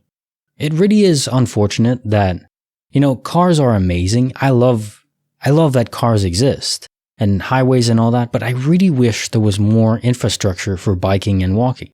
Maybe I'm just my Canadian roots, North England style cities where you can just walk around or even walk between cities. Imagine doing that, how fit everyone would be if everyone just started walking everywhere, if there was pathways available to do that, and pedestrian bridges over highways to cross them safely. Stuff like that would go a long way. If we wanted to be healthier as a society, there's no single move we could do better than encouraging people to walk everywhere. What are the average steps that people get now? 2,000, 3,000 a day, maybe, if that? Because people are driving everywhere. If you go to Europe, I don't think people like to say that the food there is so much better. There's no, food dye and stuff like that. That's why they're not as fat. I think it's simply that they walk and bike everywhere. Even in winter, they just walk and bike everywhere because there's infrastructure to accommodate that. They move their bodies as we're designed to do. And if you do that, you definitely lose weight. Personally, for me, it goes even beyond the standard listed calorie burn. If I walk, say, 10 miles in a day, on paper, that is 1,000 calories burned. but I cannot gain weight. In fact, I can't not lose weight if I walk that much every single day. My normal energy expenditure is probably somewhere around 1,800 calories a day. Because I'm short, I'm 5'6", and I weigh 150 pounds. I don't need a lot of energy if I'm not doing anything. But if I do walk that 10 miles a day, I'll burn an extra 1,000 calories on paper. So then, in theory, I could eat 2,800 calories and not gain weight. But in reality, I'll eat 3,000 calories almost every day if I walk that much, and I still lose weight. So something is going on there even beyond the initial calorie burn. So maybe it just ramps up my metabolic rate even beyond that? I don't know. I do feel like I have more energy, which is odd, kind of a contradiction. But the more I walk, the more energy I feel like I have. Our bodies are just designed to move. If you're never moving it, you're going to feel tired, which is, it's the opposite of what you'd expect. But in my experience, that's what happens. If you want to get healthy and lose weight, just walk more, as much as you can. Case notes file 1657. The Glitch at Mormon Temple. In cases of quantum immortality, does our subconscious sometimes shield our conscious mind from the trauma of remembering their own death by constructing these scenarios where instead of thinking that you're ready to die, you believe through this memory that is fictional, created by our subconscious, that you were saved by a guardian angel or maybe an abrupt move by your own instincts or reflexes? I think there's validity to that hypothesis, even though I do believe guardian angels exist, because of interactions between multiple people, so it can't just be a false memory. But in these cases, I think sometimes we literally just construct it in our minds. We die and we don't want to remember that death because, imagine the psychological trauma from that. There are people that die via quantum immortality, and their minds don't shield them from it at all. They remember every gruesome, grisly detail about that event. I can't imagine how that would impact you moving forward. No matter if you understand about glitches or the multiverse, whatever, if you remember your own death, that would drive you mad. It would drive me mad, there's no doubt about that. Case notes for file 1658. The Second Breakfast. So, Second Breakfast, the Hobbit family, Pippin? What about elevensies, luncheon, afternoon tea, dinner, supper? Does he know about those? Nah, all you get is an apple. Be happy with that. Now, as confusing as this must be for you, to bear witness to your mom when she shouldn't be there, probably multiverse side is my guess, I can only imagine it from the perspective of your mom, who is feigning like she doesn't really believe you. But if I was a father who had a son and I came home and he told me that there was someone that looked like me in the kitchen saying they're going to cook dinner or whatever, or second breakfast, I would be very concerned, let's just say, and I would start to barricade the doors and windows, bulletproof everything. You need to protect your family, right? And I'm sure your mom felt the same way, even if she doesn't believe it's supernatural or anything like that. Again, sometimes humans are the greatest danger we face, not demons or monsters. So yeah, I hope your mom feels okay now. Case also file 1659, the Campsite Clock. I think your dad was most likely correct. A space-time vortex, or just the space-time portal as we like to call it here. And the key note, this happened inside a tunnel. So you wouldn't be able to see the obvious shift in the position of the sun, the brightness, the angle, the color gradient of the sky. All that stuff within 4 hours would change quite a bit. And would be very obvious it happened. In this case, you don't have any video evidence in case you were filming. There's less, just words spoken to each other and a clock that says something is wrong. So you all know something happened, but you can't prove it. So if I was the government and I was testing weird technology like this, this is how I would do it, in a tunnel, where people would not have any idea that anything happened, or no way to demonstrate it to others. Just their story. So my guess is, this is government experimentation. Now time for the joke of the day. What is red and bad for your teeth? A brick. Yes, if it comes right at your face and hits your teeth, that's really bad. Dodge if you can. Case notes for file 1660. My grandmother has an eerie secret. Talk about creepy indeed. Possible solutions would be your grandmother astrally projected back to what she was doing just a few moments ago. She didn't realize it, and her soul wasn't really interacting with the world. It was just on automatic repeat. Or the other possibility is you were seeing into the past, and your grandma could make out that there was someone there, but you were kind of like a blur to her. Maybe she saw you as a ghost even, because you weren't supposed to be interacting with that timeline. One or the other makes sense to me. Case notes for file 1661. The journey's most unpredictable. Multiverse peering, sure, with a cracked standard to boot. But I just want to take a pause here and recognize how incredibly divergent the multiverse ocean can be. Again, we're talking about quadrillions times quadrillions times quadrillions of possible variations. Every single different energy state or vector of any given particle or oscillation in the field, any field, creates a different universe, a branching path, like a tree spreading its roots, but there's so many roots you can't even come close to visualizing it. So no, it's not infinite, but it's so large it might as well be. Anything that could possibly happen is happening in some universe. So yeah, you have a universe out there with a different store that is selling the weirdest stuff, plastic chandeliers and weird assortments and food and clothes, whatever. I'm sure that's not anywhere near as close to as bizarre as it gets. There's probably a store out there selling dinosaur heads. Who knows? What kind of wonky realities exist? Which is very fun to think about. And especially the idea that we can see it at some point. How far away of a universe can we peer into? Well, probably not that far. From everything we've read so far, the differences can be notable, but nothing truly, crazy. Like porting into a universe where it's still the jungle. We didn't, humans aren't around. There's giant flying insects, crazy stuff like that. Nothing like that. Or like aliens have conquered the Earth. We don't have any stories like that yet, and maybe it's just not possible to peer into universes that far away in the multiverse ocean. It does seem like distance matters. Questions for 1662. The walk between worlds. How you describe the walk? Being outdoors in that cool, crisp air, having the beautiful night sky, the stars twinkling, the moon bright. It just sounds magical. And I mean that beyond any discussion of the glitch. Just beautiful magic in nature. Now, the static buildup and the disconnection from your phone, maybe your phone even being drained of battery, that is bizarre, not normally reported in cases of space-time portals, which would explain how you shifted between sidewalks. Or if you were just in a different universe, your soul jumped to a different one where you were walking on the other side. Then the differences in the moon, the shift of the moon, or maybe you were shifting into your body in a week from now along the same walk, the same routine. To me, it just is strange that in all these reports of space-time portals or the effects of them, we don't often hear about static charges or energy discharges or anything like that, where in my guess, my hypothesis would have been we would always hear about those. So, just odd, but who knows what's going on, really. Now time for the joke of the day. What is brown and sticky? A stick. Yes, sticks are amazing. And as men, we all know that. If we're going in the hike, in the forest, or in a park, or wherever, and we see a perfect stick, we pick it up and we wield it.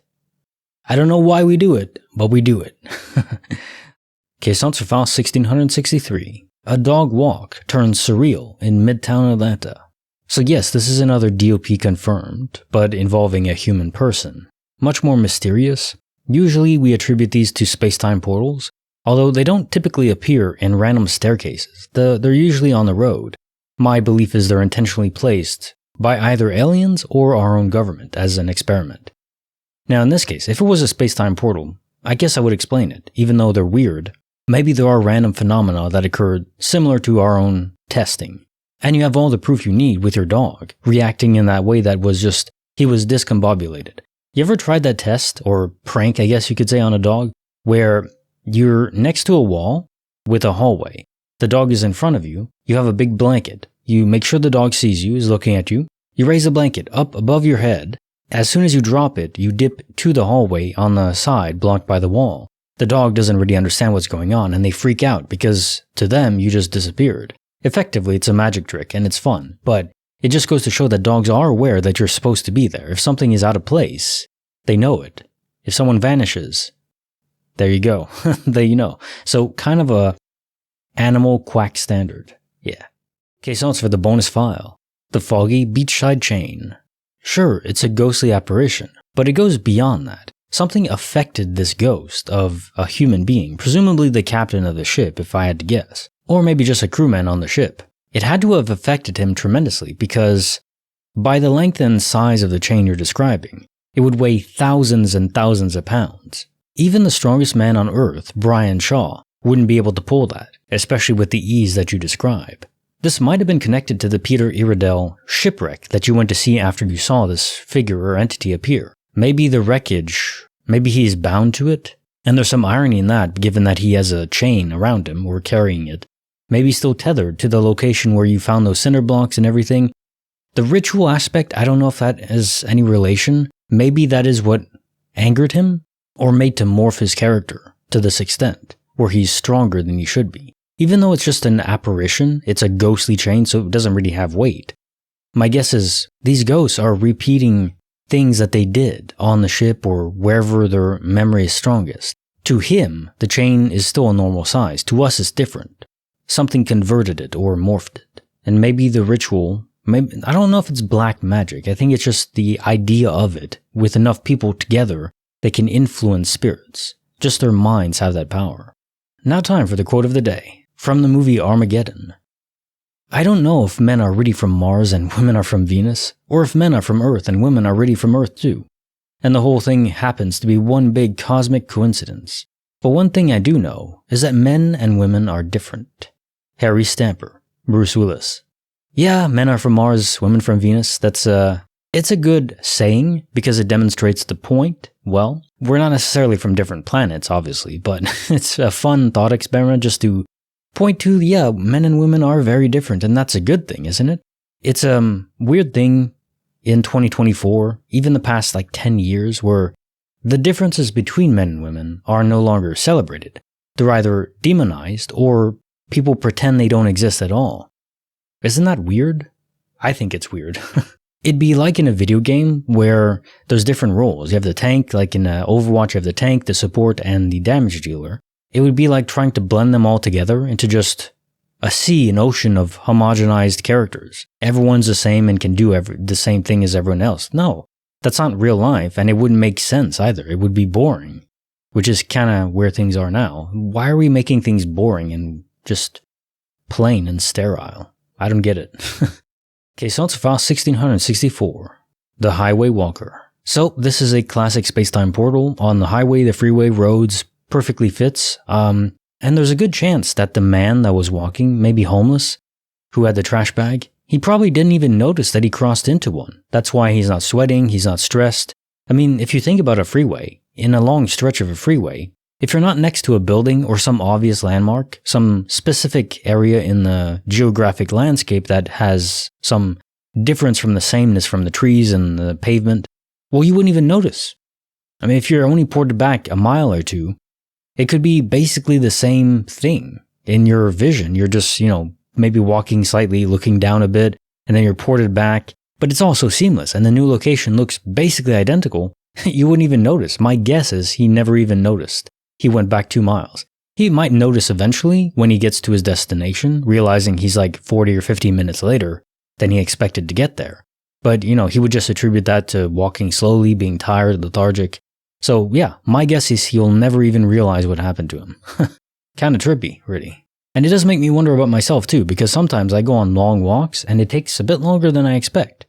Okay, so it's file 1665. The Receipt, the Cat, and My Friend. It is so peculiar because instances like this to me are very strong evidence that from the beyond, when we pass away, outside of quantum immortality, we'll just leave that on the side. Maybe a fragment of the soul stays behind, I don't know. But if you die, there is some presence, some part of you that remains here in this universe, and that part of you is able to interact to some extent with the material world, including trying to leave signs.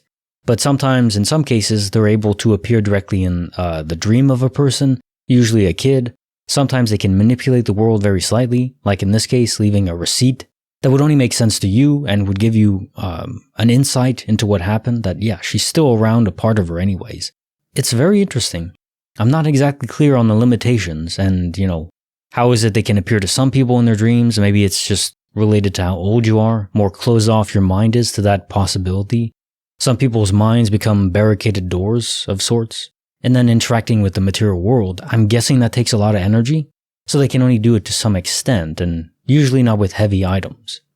Kinda tough to fit all the pieces together, but overall it makes sense to me. Okay, so it's file 1666. On New Year's Eve, I became invisible to my family. Okay, so another clear instance of phasing between the multiverse.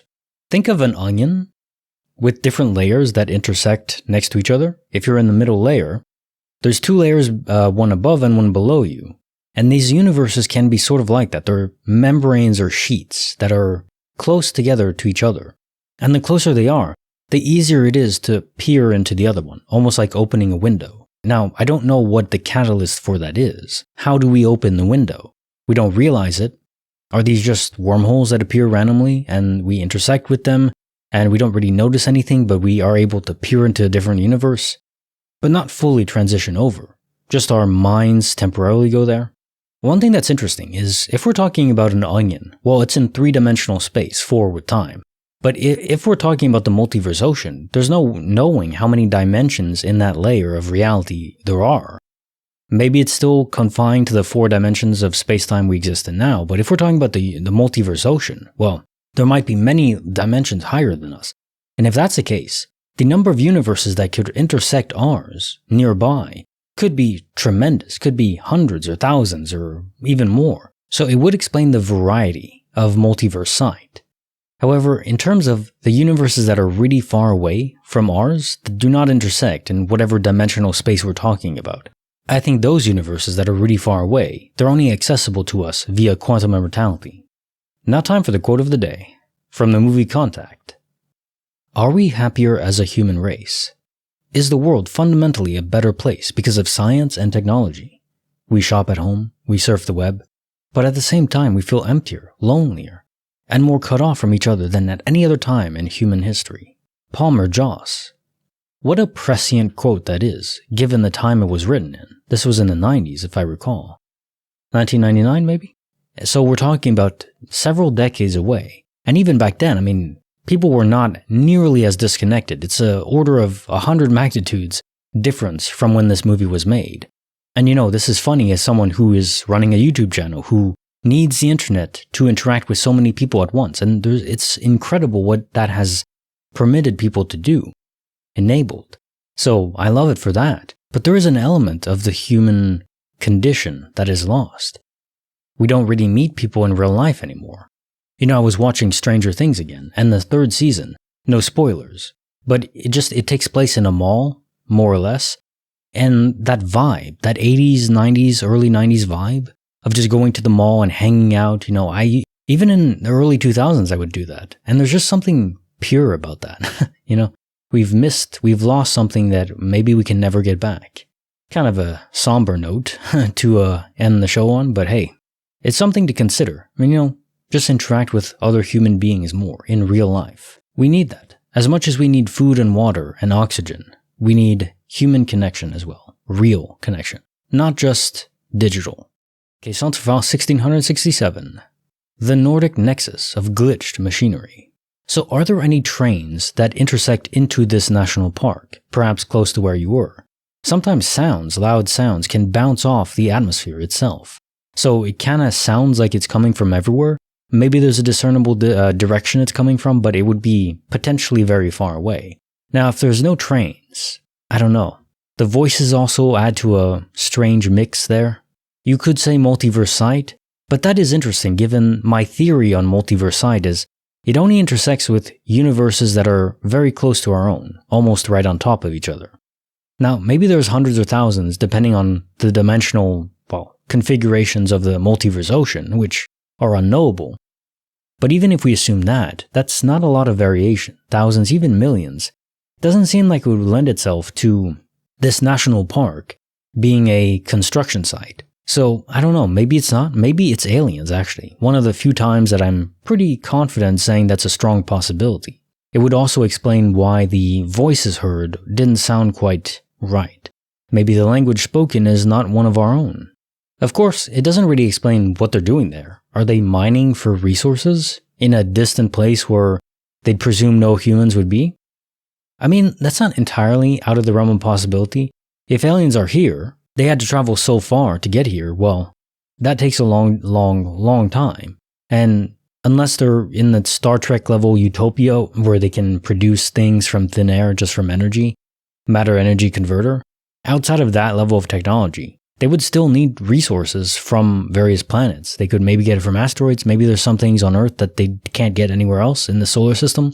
And this is also assuming they don't have extremely faster than light travel, which, to my understanding, just doesn't work. Because if you go faster than light, you're also going faster than time itself. You could go back in time and nothing would really make sense. Because every frame of reference has its own time clock.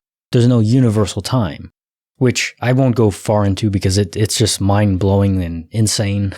Assuming they're limited to the speed of light, which is a strong assumption. Even in our own solar system, gathering resources would take time. So that is a possibility. They might just be here like a cosmic gas station, trying to gather some resources to continue their journey. Or just to stay in orbit and observe us. Now, time for the quote of the day. I had an experience. I can't prove it. I can't even explain it. But everything that I know as a human being, everything that I am, tells me that it was real. I was given something wonderful, something that changed me forever, a vision of the universe that tells us undeniably how tiny and insignificant and how rare and precious we all are. A vision that tells us that we belong to something that is greater than ourselves, that we are not, that none of us are alone. Dr. Ellie Arroway, Contact. Boy, I do love that movie, and quotes like this are why. You get so much revelation into the inside of what it is to be a human being. Now, we don't know for sure that aliens exist, but assuming they do, it's not just about the size of the universe anymore. You can already feel small or insignificant in that context. But if there are aliens out there that are millions of years ahead of us, it's hard not to feel small compared to that. Not just in size, but in intellect and knowledge, in power and mastery over the universe itself. That would excite me, because it's not really about being a god. It's not, I'm not alive to be the best person in the universe or the best living entity. It would be fun to be a superhero, but that's not really the human experience, is it?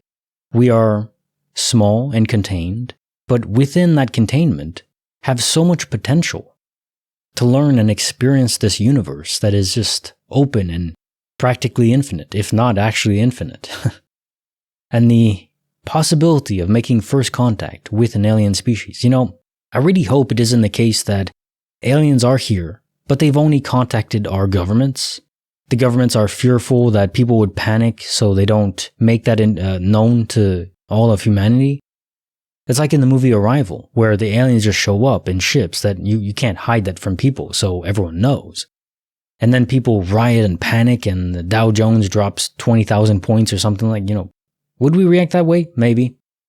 Sadly. But I like to think that we wouldn't. At least enough people wouldn't. That we could stabilize in time. So it would be worth the pain of knowing. Okay, Sponsor File 1668. A voice from home, heard across the world.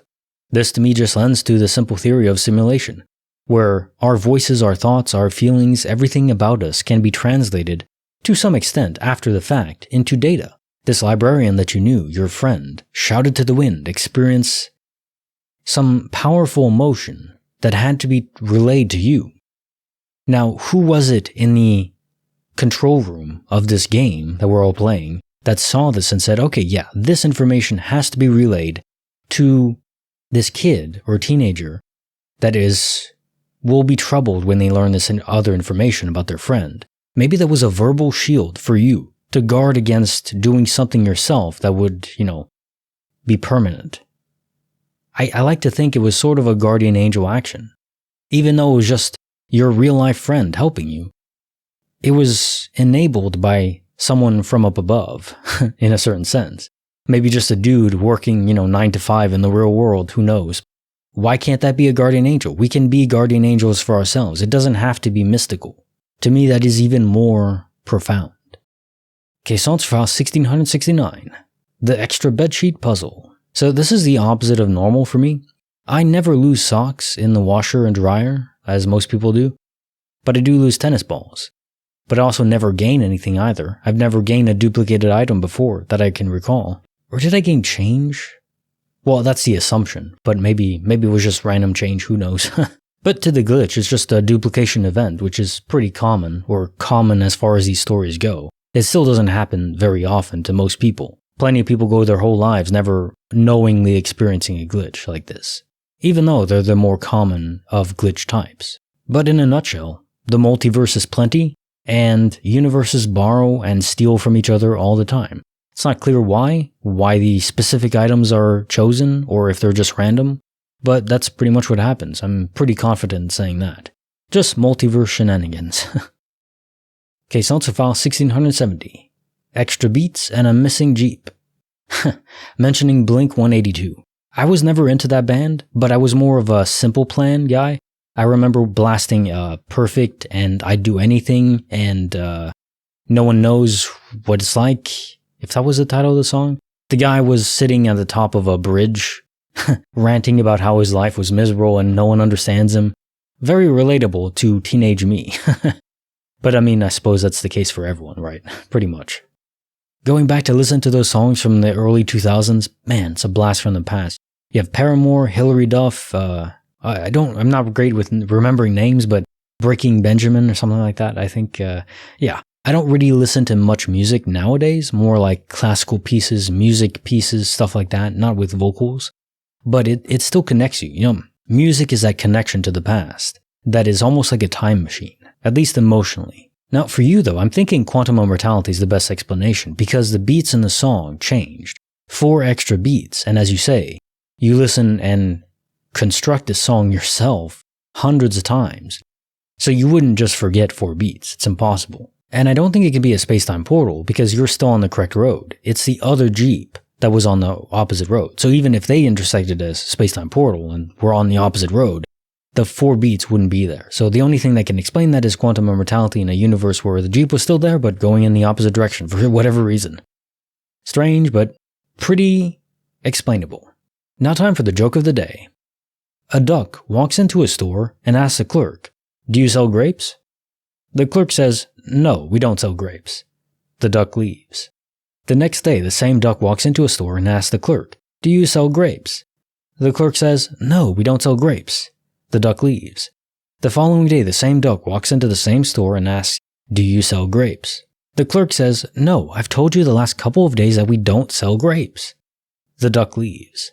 The next day, the duck comes by again and says, "Do you sell grapes?"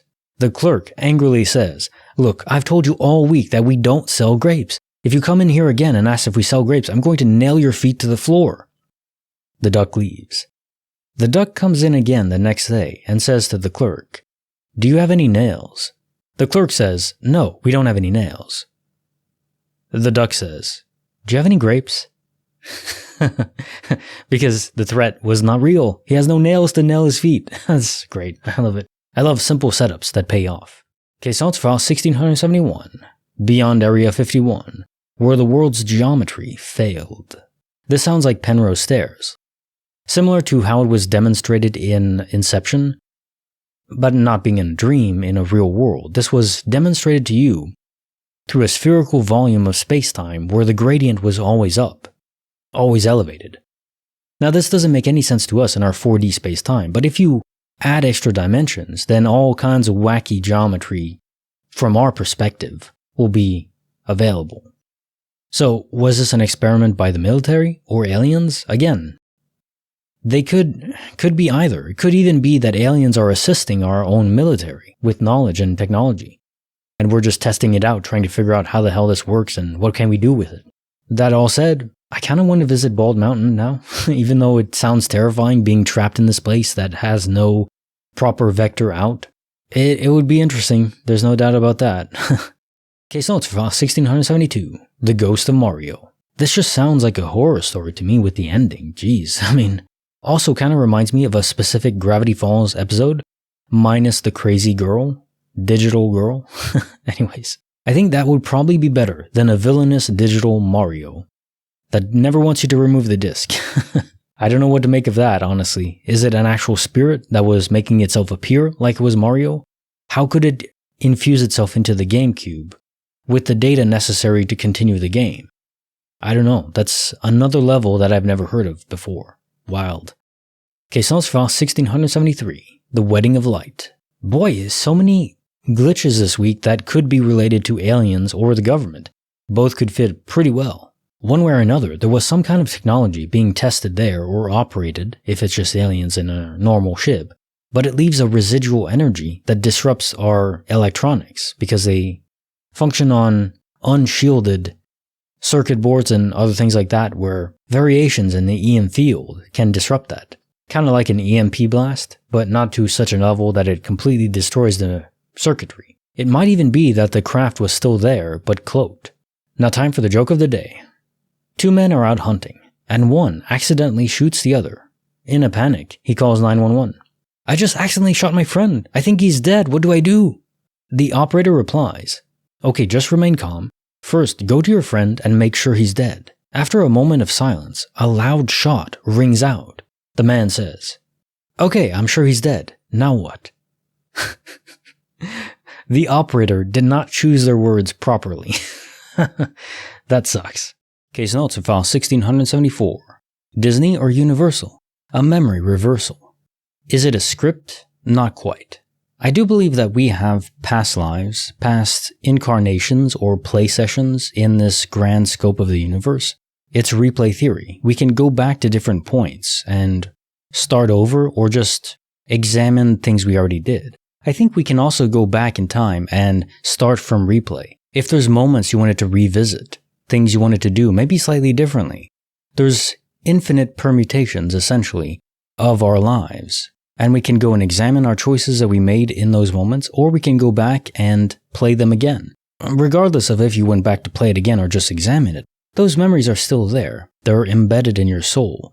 I like to think of it as a tether to the real world. And this tether has all the encoded information about us, including lives where, you could say from the past, but really it's just other sessions. But sometimes the suppression effect, because obviously most people don't remember anything of those encounters, it's not perfect. Sometimes it's multiverse sight, but multiverse sight might be in general simply remembering things you already did or saw, because the suppression effect is not perfect. Case notes for file 1675. Amanda's typing class glitch, mint to black. Okay, so a coordinated prank, we'll keep that in the back pocket as a possibility. Sometimes you just can't deny that is a possibility. And yeah, a bunch of the class and the professor would have to be in on it, but that is certainly possible, conceivable. But similar to the last story, on a smaller scale, I'll just attribute this a new word, let's say multiverse confusion. So that is, if it's multiverse sight, remembering a past memory, improperly suppressed memories, if it's quantum immortality, hard to say on any of those, but they all kind of bundle together in terms of the effect of the glitch as we perceive it, where it's sort of like a Mandela effect. You remember something being a certain way and then it's just not, it's different. And this is an effect that all comes from participating in this grand cosmic ocean of the multiverse simulation grand game. And it might just be that they're all overlapping in some extra-dimensional sense that we can't even conceive of. Case notes file 1676. From blue to black, a glasses mystery unpacked. So did the glasses change, or is it just a memory? You did find a second pair, where you said you never bought another one, so it's more than just a memory. But then the memory is wrong, and then you have pictures to confirm it, but people also remember it differently. So it doesn't quite fit quantum immortality, because in the new universe people would remember it being blue, and there'd be pictures to corroborate that. But some people remembered blue, some people don't. And then the pictures say that it was always black and blue. So everyone is confused in this, and that makes it hard to pinpoint. If you go ask your friend about some item of clothing you had, like my beanie, some of my friends might say, well, it was always black. Maybe it was blue and black or gray streaks in it. People might not remember just because their own memories are faulty. So it might just be a new universe. But the extra pair of glasses, maybe you did buy another pair in this new universe. But I don't think it can be multiverse switcheroo because the pictures confirmed there were no pictures of you with those blue glasses, so it must be a different universe. Now time for the quote of the day. Rick O'Connell. Rescue the damsel in distress, kill the bad guy, save the world. From the Mummy movie. A great classic. And it just has that archetype that everyone should love. The hero archetype for a man. To charge in against untold odds and somehow emerge victorious. Although you don't even have to emerge victorious. The male archetype is just to have the will and the spirit to go in against all odds because you need to save the world. Well, maybe for most men, it's just saving the damsel in distress, their loved one, their children even, or even just strangers. That's an archetype taken to an extreme. Risk their own lives to save people. You see it all the time. People jumping in to save people drowning or save people trapped in a car that's submerged or in a river. A lot of it comes down to water, I guess. But yeah, the warrior guardian spirit. You gotta love it. You still see it in movies sometimes, but not as much as in the past. Shame. File 1677. The Time Loop Journey, a Hiker's Odyssey. Isn't it curious how the catalyst for traveling in the past, so-called, was crossing a bridge? It's like the bridge to Terabithia, but the bridge I think was real. I think the act of crossing was a subconscious trigger for you, and your mind, your soul went into the past and saw things as it was over there, maybe in a different universe's past, but that's not too relevant. All that really matters is, I think, for you, if someone had come across you in that moment, in the real present time, they probably would have just seen you there, almost like in a coma or seizure. It's actually almost like the scene in Stranger Things where, I think it was Chrissy, her name? She has a moment where she's in a vision of sorts. But then some other guy comes across her and she's just, her eyes are rolled back and she's not there. Her spirit is somewhere else. And that's where we are here. I think your spirit was on a grand journey across the river of time. File 1678. The Mystery of the Changing Histology Plate. Okay, so this vision, essentially, that you saw, something that wasn't there, but that you did see, reticular fibers, they are the highway for immune cells. So does this vision of seeing something that looks like reticular fibers in a petri dish, does that mean that you're going to face some sort of health concern in the future? Is it a warning against taking better care of yourself to boost your immune system? That might be a stretch, but it seems like it wouldn't be random. Maybe a guardian angel event where they made you see something to help you down the road? File 1679. The Sudsy Time Warp. Given the hot water never ran out, and the Family Guy episode was playing the same as normal, never repeating or going to a different one, whatever happened to you, if this was a time event, it happened after you exited the shower. Now I don't think it could be a space-time portal. That seems so random and specific. Maybe we shouldn't discount that. On the other hand, maybe you just fell asleep. But thinking about it, if you were so tired or wasted that you just passed out, it seems like you would have fallen down and damaged your body in some way, maybe hit your head. Is it just a space-time vortex, space-time portal, that randomly appeared in your bathroom? Very uncommon, if that's the case. Or is it just a case of being very tired? I've never been that tired where I just lose memory, sort of. I have fallen asleep where, where you're so tired, you go to lie down in your bed, you almost blink, and then you're already awake 8 hours past. Being that tired is something else. There's only those two options as far as I can see it. A space-time portal, or you just fell asleep. And now time for the quote of the day. Dr. Weir. The ship doesn't really go faster than light. What it does is create a dimensional gateway that allows it to jump instantaneously from one point in the universe to another, light years away. From the movie Event Horizon. So imagine having that technology. I've been thinking about this a lot because I'm a sci-fi nerd. There's almost certainly another level or dimensional realm that transcends this universe. The common analogy is you have a piece of paper, you fold it in half, and then you punch a hole through it, and that's a wormhole. The space between the pages is this membrane that is called a wormhole, but what is it really? It's traveling to a higher dimensional realm where the physical vectors are more constrained. So you might travel 10 kilometers there, and that translates to 10 light years out here in the real world, our dimensional realm. But because time is woven into the fabric of space-time, if you do that, you can essentially travel to the future or to the past, which can cause a lot of problems. It's so annoying that time is not universal. I really wish it was, because traveling faster than light probably isn't possible. Although, maybe even if we can't travel faster than light, wormholes could still be extremely good. Maybe they are limited in range to prevent us from traveling faster than light, but would still use less energy to do it. So it could still be functionally useful, potentially. Same with warp drives and stuff like that. I don't know, we'll see. I really hope so. There was a news article apparently where warp drives are theoretically possible without needing negative energy, which is how they were theorized before, which that doesn't exist as far as we know. So technically possible, but with stuff that doesn't exist. So not really. But if you can, through extreme geometry, create a warp field without this negative energy, maybe that is a way to just use electricity, like a atomic reactor in a ship. And then with that, you have almost unlimited energy. Even though you can't go faster than light, you could still go pretty fast. I mean, right now, we can't even go 0.1% the speed of light with our chemical rockets. So if you could bump that up to 10%, 50%, that is massive. And with that, that's enough to go visit neighboring solar systems within our own lifetimes. If we do travel through a wormhole, I hope it's not in the Geller realm, which is basically hell, in Event Horizon or Warhammer 40k, which I think is just a prequel. Event Horizon being the prequel to 40k. Okay, Saltzfau 1680. A dreamer's nightmares clash with reality. So first off, Jesus, what a story.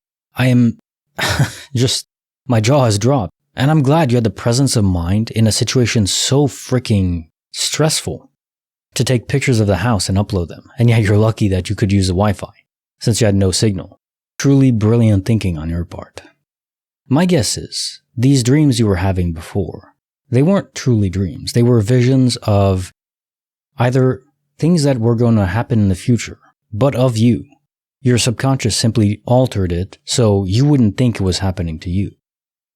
Probably as a safeguard, because if you thought that these were going to happen to you, these tormented, demonic things, well, it would be very hard to function. So I think your subconscious was protecting you in that way. So giving you the warning, as you would experience it in real time as it was happening, because it would match with your dreams. Like, was this happening to me? But you would only think that in the moment when it was going to happen. So at least you could still function for those years up to it.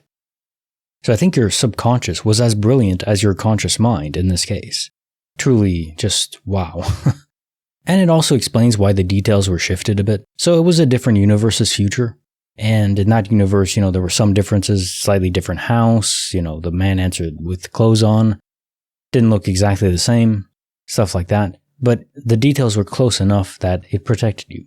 So just incredible. That's all I can say. And now time for the quote of the day. Beth Halprin, we have the power to create anything, but we also have the responsibility to control what we create. That's the real challenge. From the movie The Sphere. What a great classic movie, classic sci-fi. Right alongside with The Abyss, but personally I think The Sphere is more philosophical, and that doesn't mean The Abyss is bad. What would you do if your own mind, your own thoughts, could create reality? It wouldn't be workable for most of us. I mean, not for me, because I can't control my own thoughts to that level. I can't control what enters my mind. I can control what I act on, but not what's up there swirling around in that chaos. My mind would be generating all kinds of crazy stuff, some things even evil, and there would be no way to block it. If we ever were gifted that kind of power, we would just have to say no. But would we be able to do that? It's the Ring of Power allegory in a certain sense. I think a lot of people would try to use it to disastrous ends. Okay, Saltzfau 1681. The 30-minute rain gap. So the space-time portal would explain the car jumping forward in space in an instant. But how does it explain the car being dry like that? I don't know. I've never really taken mind. If a car wasn't caught in rain and then it stops raining and the car drives for 30 minutes, would the car be fully dry by that point? I mean, there's a lot of air rushing by it, but dust dry, as you describe it, probably not. So it seems like there's something else going on. It's almost like the car itself reverted back in time, or participated in that sphere of volume of space where it wasn't raining for like 30 minutes. So from your perception, no time passed, and from your clocks and everything. But from the car's perspective, it was stuck in a time loop. Maybe you were too, but you just weren't aware of it when the time loop was broken. Or it was quantum immortality instead, and in that universe it wasn't raining at all, and you're just there with your friend. Certainly possible. Whenever speaking about driving, never forget how dangerous driving is. A single missed frame in your mind, and It's all over. It's kind of crazy when you think about it, how nonchalant we are about driving. Okay, so it's for the bonus file. Southern Nights and Ghostly Sights.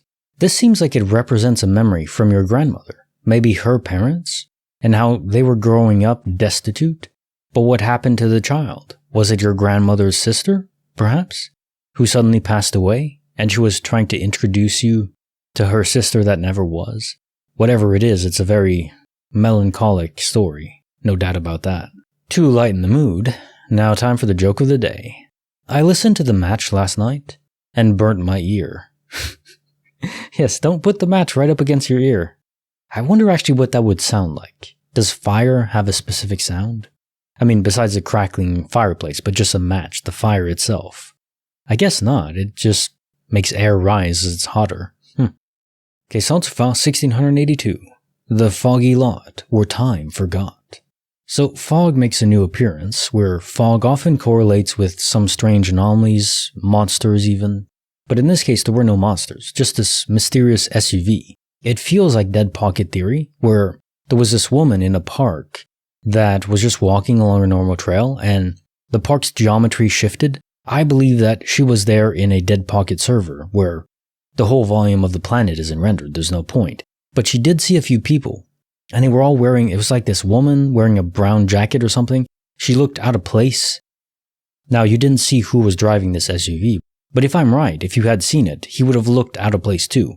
It seems like there are people there, maybe developers you could say, or moderators, that are in charge of ensuring the safe passage between normal universe Dead Pocket to the new universe. Now, you were there consciously with your friend.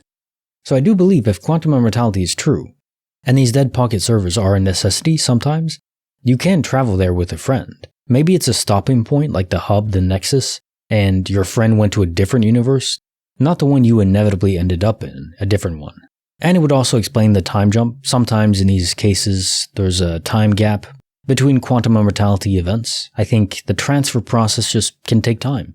Probably related to how far away or complex the geometry is to navigate your soul to the new area. Case notes for file 1683. Cat clues and roundabout ruse. The geometry doesn't make sense, and it feels more ominous than the other ones. It almost feels like the back rooms, where no matter what direction you go, you're back where you started. There's also a story fairly recently, going to the Bald Mountain near Area 51, and people were just going up it, and then wanted to leave. But no matter the direction they went, they always went back to the lookout area, and eventually slept, and then they could go back. So what is going on there? It's like a sphere of distorted space-time encompassed you. And is this because you were all in a dead pocket? I don't think this is a dead pocket. I think this was just a geometric anomaly, space-time anomaly. It's a Penrose Stairs, but Penrose Roundabout in this case. How curious.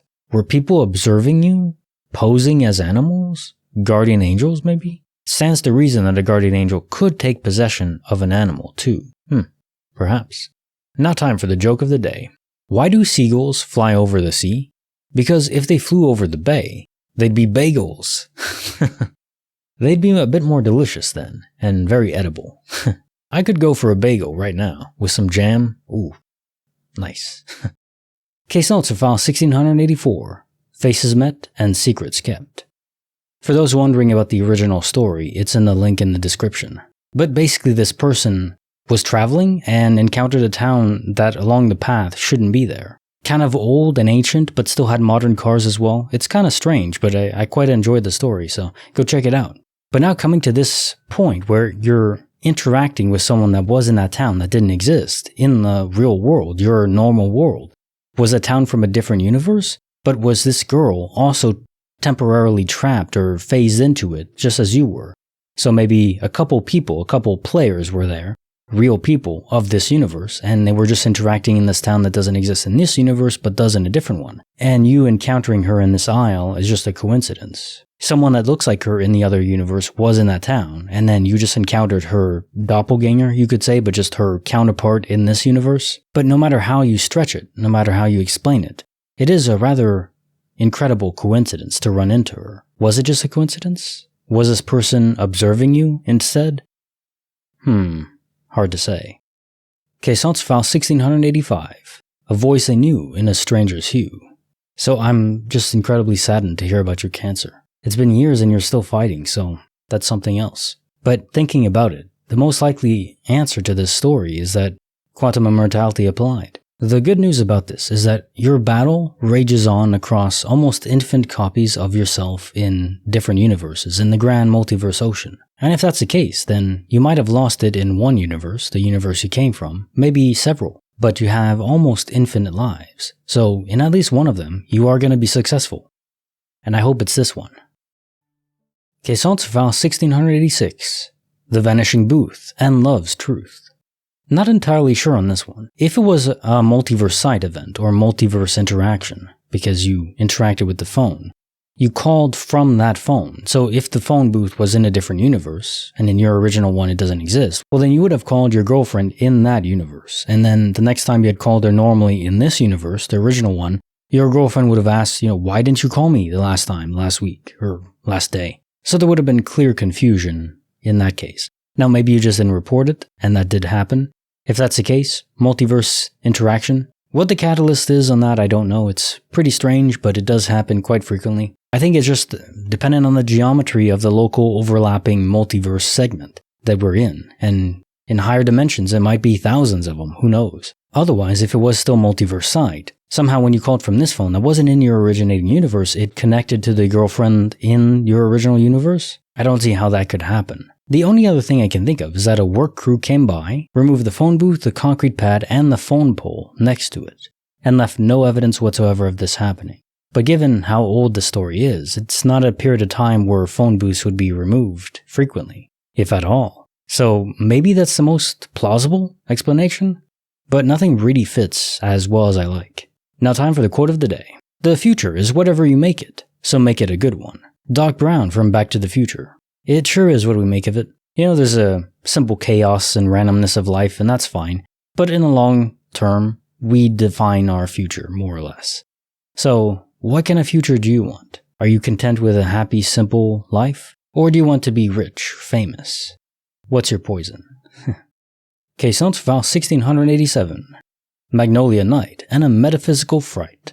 The receptionist not actually working there, the first one that introduced you to the room or upgraded you to the suite, I think that's the biggest clue. Was this person, maybe the receptionist himself, who did work in the hotel, you say was old, and maybe he died in that suite that he upgraded you to? You say that even though you were creeped out initially, and even later on you still were creeped out, because it's unsettling to have some force or presence that isn't really there, understandable. But also, you didn't feel like you were in any danger. And I think that's a testament to this. I think the receptionist was a ghost, a spirit of whoever died in that suite, and directed you to it because they were lonely. That's the easiest explanation I can think of. And I mean, imagine if you're a spirit, you're trapped in this limbo, unable to move on, whatever that means. And yeah, even if it's just a fragment of your soul, quantum immortality and all that, the bulk of him is in a different place, a different universe, still living. Well, at this point, probably would have died of natural aging, but still part of his soul, that fragment is left behind. How do you move on a soul? Is it as simple as, finding the remains, tossing salt, and burning it? Is that a myth, a legend? Probably not accurate, but I don't know what you can do to help a soul like that or a sliver move on.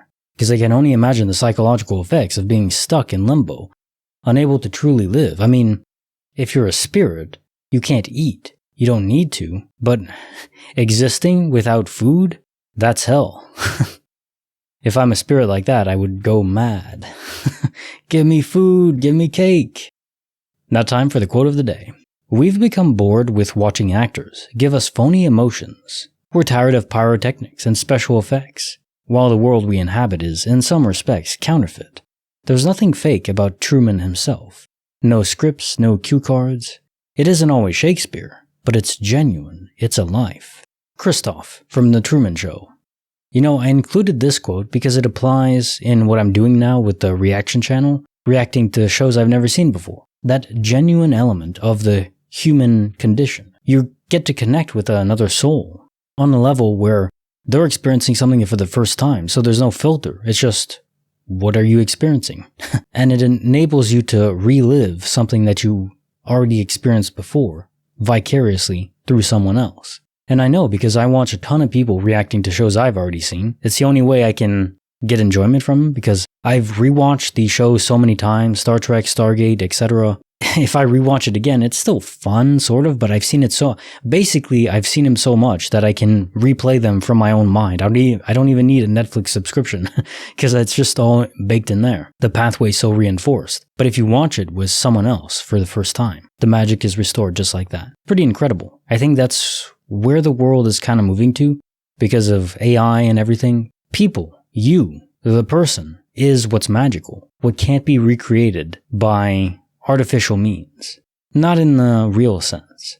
And people gravitate towards that, and I think they always will. So that's just pretty interesting, and Truman Show was definitely ahead of its time. Great movie. Like the video, subscribe, hit the bell. Kinetic Symphony signing off.